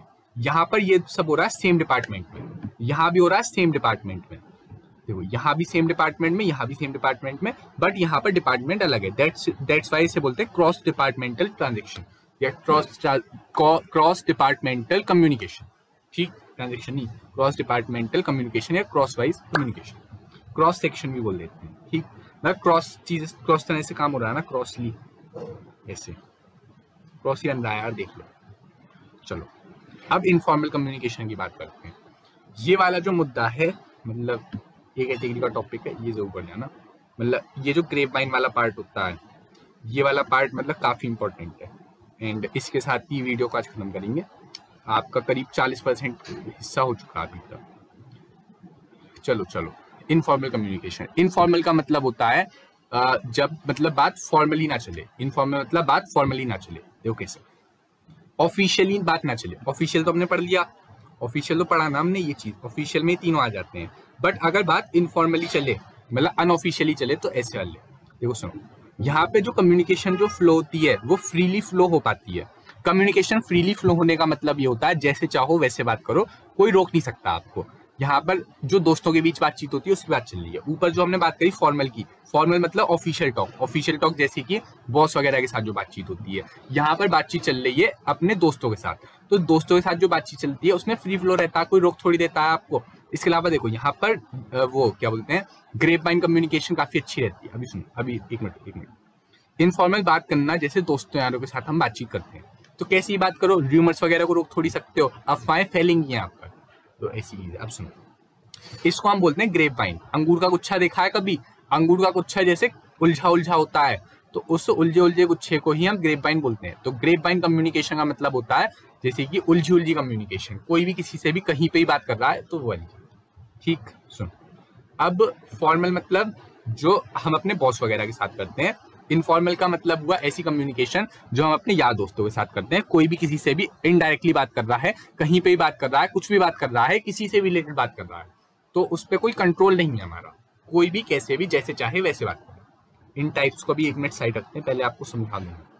देखो फॉर्मल वर्सेस इनफॉर्मल, तो इनफॉर्मल में जो चाहे वैसे बात करे, बट फॉर्मल में होते हैं बहुत सारे रूल्स एंड रेगुलेशन। फॉर्मल मतलब ऑफिशियल, तो ऑफिशियल काम होगा टाइम कंज्यूमिंग, ऑफिशियल काम में बहुत ज्यादा लगेगा डॉक्यूमेंटेशन, ठीक। फॉर्मल जो होता है वो काफी प्लान्ड होता है। प्लान्ड क्यों होता है? क्योंकि जबरदस्ती करवाना पड़ेगा, लेकिन आपसे कोई जब फालतू की बात करवानी है, फालतू की बात तो आपसे कितनी भी करवा लो, तो ये चीज नेचुरली आती है अपनी सोशल नीड को पूरा करने के लिए।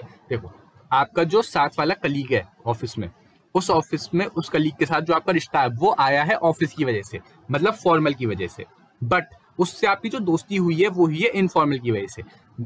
एम्प्लॉय थोड़ी चाहेगा कि आप उससे दोस्ती करो, ऐसे फालतू का मतलब टाइम वेस्ट करो बीच बीच में, पता चले काम के टाइम पे आप लैपटॉप पे लिंक डाउनलोड करके कुछ और चला रहे हो, तो ऐसी वाली चीज नहीं होनी चाहिए। तो ये चीज नेचुरली आती है, ये चीज कोई आपसे करवाएगा नहीं, मतलब आप कि दोस्ती किसी से करवाएगा थोड़ी, वो आप नेचुरली करते हो, जो पसंद आएगा उससे दोस्ती कर लोगे, वरना बात ही खत्म। देखो स्लैंग वर्ड्स को हम फॉर्मल में यूज नहीं करते, बल्कि इनफॉर्मल में यूज करा जाता है भर भर के। चलो स्लैंग यानी कि होते हैं इनफॉर्मल वर्ड्स। इनफॉर्मल वर्ड्स जैसे कि अगर मैं लिख दूं मैसेज, ये भी एक तरह का स्लैंग है। क्यों? क्योंकि ऑफिशियल नहीं है। ठीक। इसके अलावा देखो फॉर्मल कम्युनिकेशन को हम बोलते हैं ऑफिशियल कम्युनिकेशन, और इनफॉर्मल को बोलता हूँ ग्रेप वाइन। ग्रेप वाइन क्यों बोलता हूँ? क्योंकि अंगूर का गुच्छा देखा है, उलझा उलझा रहता है, तो ऐसे लिए। इसके अलावा देखो फॉर्मल में होता है लॉन्ग चेन ऑफ कमांड, बोले तो स्केलर चेन का प्रिंसिपल फॉलो होता है। स्केलर चेन का मतलब होता है अगर मेरे को यहाँ से यहाँ तक कोई बात पहुंचानी है तो बीच में जितने भी लोग आएंगे सबको बतानी पड़ेगी। ठीक है ना? आओ देखो मेन मोटिव होता है फॉर्मल का कि ऑर्गेनाइजेशन का ऑब्जेक्टिव अचीव हो जाए, जबकि इनफॉर्मल का मेन मोटिव होता है कि पर्सनल नीड पूरी हो जाए। ठीक, चलो इसके बेस पर ही आप एडवांटेज और डिसएडवांटेज लिख देंगे। कैसे लिखोगे? फॉर्मल का अगर मैं एडवांटेज पूछूं तो एडवांटेज आप मेरे को बताओगे कि प्लांट होती है, इसके अलावा स्लैंग वर्ड्स का यूज नहीं होता, र्यूमर्स कम फैलते हैं, अफवाहें कम फैलती हैं, फालतू की बातें नहीं होती। इसके अलावा क्या बताओगे इसको ऑफिशियल कम्युनिकेशन बोलते हैं, ऑफिशियली होती है। इसके अलावा आप बताओगे कि ऑर्गेनाइजेशन के ऑब्जेक्टिव अचीव करना मेन एम होता है। इनफॉर्मल के फायदे पूछेगा तो इनफॉर्मल का फायदा आप बताओगे कि इनफॉर्मल जो होता है काफी वो होता है, सिंपल होता है। इनफॉर्मल को जबरदस्ती नहीं कराया जाता, इनफॉर्मल की कोई बाउंड्री नहीं है।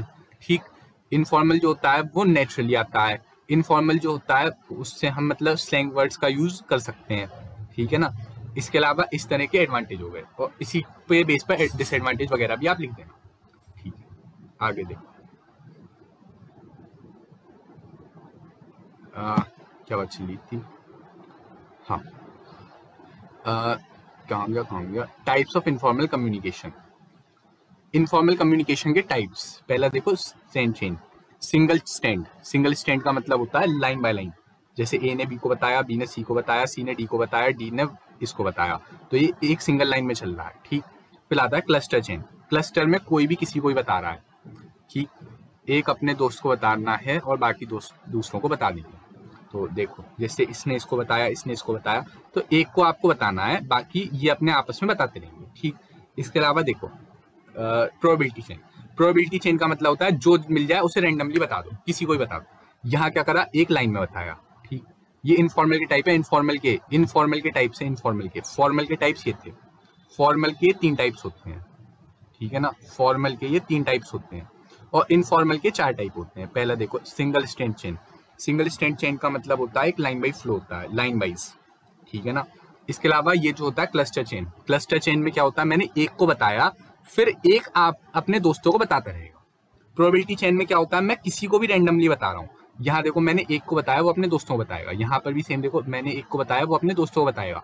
बट ये जो क्लस्टर चेन होता है इसमें हम क्या करते हैं कि किसी को भी रैंडमली बता देते हैं, इसको प्रोबेबिलिटी चेन भी बोलते हैं। ठीक, चौथा देखो गॉसिप चेन। गॉसिप होती है ना, एक बंदा बीच में खड़ा रहेगा, सबको बताता रहेगा चिल्ला चिल्ला के, तो ऐसी वाली। तो देखो चारों टाइप देख लो। एक होती है सिंगल चेन, सिंगली लोगों को बताना। प्रोबेबिलिटी चेन यानी किसी को भी रैंडमली बता देना। मैंने शायद उल्टा, ये एग्जांपल में कुछ हुआ है, एक सेकंड।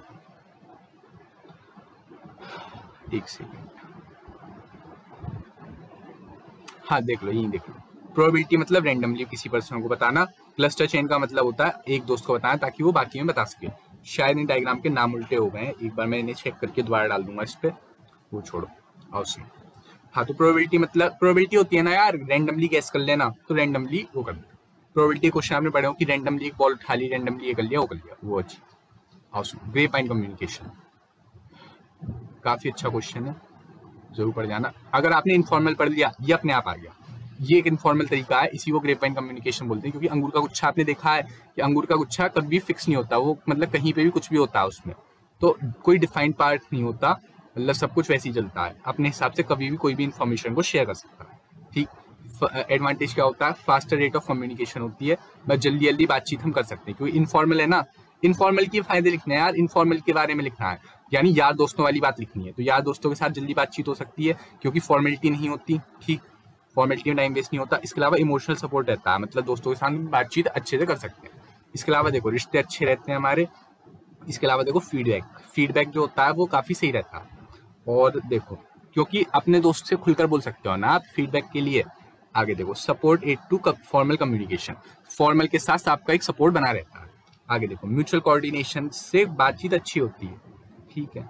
आगे देखो one should feed water and cultivate grapevine rather than curb it. क्या कहना है इस बात का?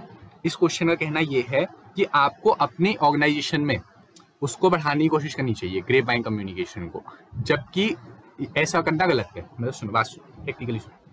पहले हम बात करेंगे कि ग्रेप वाइन कम्युनिकेशन आप बोलोगे कि हटा दो अपनी ऑर्गेनाइजेशन से, यानी यार दोस्तों को क्यों बनने देना है, मत बनवाओ यार दोस्त, तो एम्प्लॉय ढंग से काम करेगा, तमीज से काम करेगा, ऐसा नहीं है टाइम वाइम वेस्ट कर रहा है। बट अगर आप इसे खत्म कर दोगे, अगर आप इसे क्रब कर दोगे, क्रब मतलब खत्म कर देना, कुचल डालना, तो अगर आप ग्रेप वाइन कम्युनिकेशन को ही कुचल डालोगे, इनफॉर्मल को ही कुचल डालोगे, तो एम्प्लॉय तो फ्रस्ट्रेशन में ही मर जाएगा। वो तो बेचारा ये सोचता रहेगा अच्छी जगह फंस गया मैं, तो यहाँ तो बात भी नहीं करने देते, तो ऐसी कोई गड़बड़ ना हो। दैट्स वाई जो ग्रेप वाइन कम्युनिकेशन होती है वो कहीं ना कहीं सपोर्ट करती है फॉर्मल को। पूछो कैसे? हो सकता है वो एम्प्लॉय किसी दूसरे एम्प्लॉय के साथ मिल करके किसी प्रोजेक्ट पे बाहर डिस्कशन कर ले, मतलब अपने ऑफिस के बाहर भी डिस्कशन कर ले, ऐसी वाली चीज़ है। तो मतलब काफ़ी अच्छा रहता है। लेकिन नुकसान क्या है? बेसलेस न्यूज़ बड़ी जल्दी फैलती है। ये जो फालतू की बातें होती है जल्दी फैलती हैं, इनकम्प्लीट इन्फॉर्मेशन आती है, क्योंकि फॉर्मल की तरह फॉर्मेलिटी नहीं होती ना। जहाँ फॉर्मेलिटी नहीं होगी वहाँ कुछ ना कुछ गड़बड़ जरूर होगी, ठीक है। आगे देखो can not be followed blindly, blindly आप फॉलो नहीं कर सकते इसको, ग्रेप वाइन कम्युनिकेशन को। क्यों फॉलो नहीं कर सकते? क्योंकि फालतू की बातें होती है ना, बेसलेस न्यूज़ फैल सकती है, अनकंट्रोलेबल होती है। अनकंट्रोलेबल होती है, ये कभी भी वाइल्ड फायर की तरह फैल सकती है, क्योंकि बेसलेस न्यूज़ वगैरह बहुत जल्दी जल्दी फैलती हैं, ठीक। र्यूमर्स की वजह से ऑर्गेनाइजेशन को नुकसान हो सकता है, मिसअंडरस्टैंडिंग हो सकती है। इसके अलावा ये हो सकता है कि अनऑर्गेनाइज कम्युनिकेशन हो जाए, ठीक। जबकि जो फॉर्मल होता है उसमें सब कुछ ऑर्गेनाइज रहता है। बात सुनो, ये जो अपनी ग्रेप वाइन कम्युनिकेशन है, इसमें क्या होता है कि ग्रेप वाइन कम्युनिकेशन मतलब इनफॉर्मल कम्युनिकेशन, ठीक। इनफॉर्मल के बारे में आप सब कुछ लिख दोगे, वही सेम चीज़ बिल्कुल छाप दोगे यहाँ से, इसके बेस पर लिख दोगे। इनफॉर्मल के पॉइंट ये थे सारे। अब सुनो, ये जो ग्रेप वाइन कम्युनिकेशन होती है इसमें क्या होता है कि ये हेल्प करती है ऑर्गेनाइजेशन को ग्रो करने में, ठीक। ऑर्गेनाइजेशन ग्रो हो सकती है ग्रेप वाइन कम्युनिकेशन की वजह से, क्योंकि कम्युनिकेशन जल्दी फ्लो होती है, कोऑर्डिनेशन वगैरह बना रहता है, सपोर्ट देता है फॉर्मल कम्युनिकेशन को, फीडबैक वगैरह आसानी से मिल जाता है, क्योंकि दोस्तों से बात करने में वो होती है, आसानी होती है, ठीक। चलो, तो अभी तक हमने एक चीज देखी, देखो हाँ, कॉर्पोरेट कम्युनिकेशन के अंदर दोनों तरह की चीजें आती हैं। कॉर्पोरेट का मतलब होता है बॉडी कॉर्पोरेट, बॉडी कॉर्पोरेट का मतलब होता है सारी बड़ी बड़ी ऑर्गेनाइजेशन। तो बड़ी बड़ी जो ऑर्गेनाइजेशंस होती हैं उसमें दो तरह के स्ट्रक्चर्स फॉलो होते हैं, या तो स्ट्रक्चर होगा फॉर्मल या तो स्ट्रक्चर होगा इनफॉर्मल, ठीक। अगर वो फॉर्मल स्ट्रक्चर है तो उसमें तीन चीजें आ जाएंगी। फॉर्मल मतलब ऑफिशियल, ऑफिशियल या तो वर्टिकली बातचीत हो सकती है, मतलब एक एम्प्लॉय एक ही डिपार्टमेंट में टॉप वाला मिडिल को बताएगा, मिडिल वाला लोअर को बताएगा, या लोअर वाला ऊपर ट्रांसफर करेगा अपनी बात को। टॉप लेवल वाला क्या बताएगा? Policy, procedure, rules, regulation. और ये जो लोअर लेवल वाला है, लोअर लेवल वाला बताएगा टॉप लेवल को कि किस तरह से वो होगा, मतलब किस तरह से मेरी प्रॉब्लम सॉल्व होगी, कैसे क्या होगा, ये सारी। हॉरिजॉन्टल में क्या होता है? सेम लेवल वाले आपस में बातचीत करते हैं। डायगोनल में क्या होता है? एक डिपार्टमेंट का बंदा दूसरे डिपार्टमेंट से बात करता है, बट ये जो दूसरा वाला होता है ये एक लेवल ऊपर वाला होता है, ठीक। तो ये चीज होगी फॉर्मल कम्युनिकेशन। तो इसमें एक फॉर्मल भी आ जाता है और इनफॉर्मल भी। इनफॉर्मल बोले तो जो यार दोस्तों वाली बातचीत होती है वही। तो सिंगल चेन मतलब एक लाइन में फ्लो होना। प्रोबेबिलिटी चेन, प्रोबेबिलिटी का मतलब होता है रैंडमली किसी को भी बता देना, ठीक, ताकि इन्फॉर्मेशन ट्रांसफर हो सके।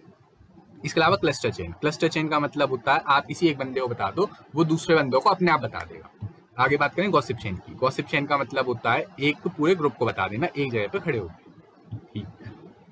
बस इसका ये एक पार्ट है ग्रेप वाइन कम्युनिकेशन। एक तरह से आप बोल दो ग्रेप वाइन कम्युनिकेशन को इनफॉर्मल कम्युनिकेशन ही बोलते हैं, या इनफॉर्मल का ही दूसरा नाम होता है grapevine communication. That's how. यहाँ तक हमने कंप्लीट कर लिया। अब बचते हैं आपके barriers and modern form of communication. And एक चीज़ और बचती है लिसनिंग, उसके साथ 2 यूनिट्स आपके खत्म हो जाएंगे, लगभग नहीं 1.5 यूनिट आपका खत्म हो जाएगा। बाकी 2 से 3 वीडियो में ऑल, ठीक है। मिलते हैं तब तक।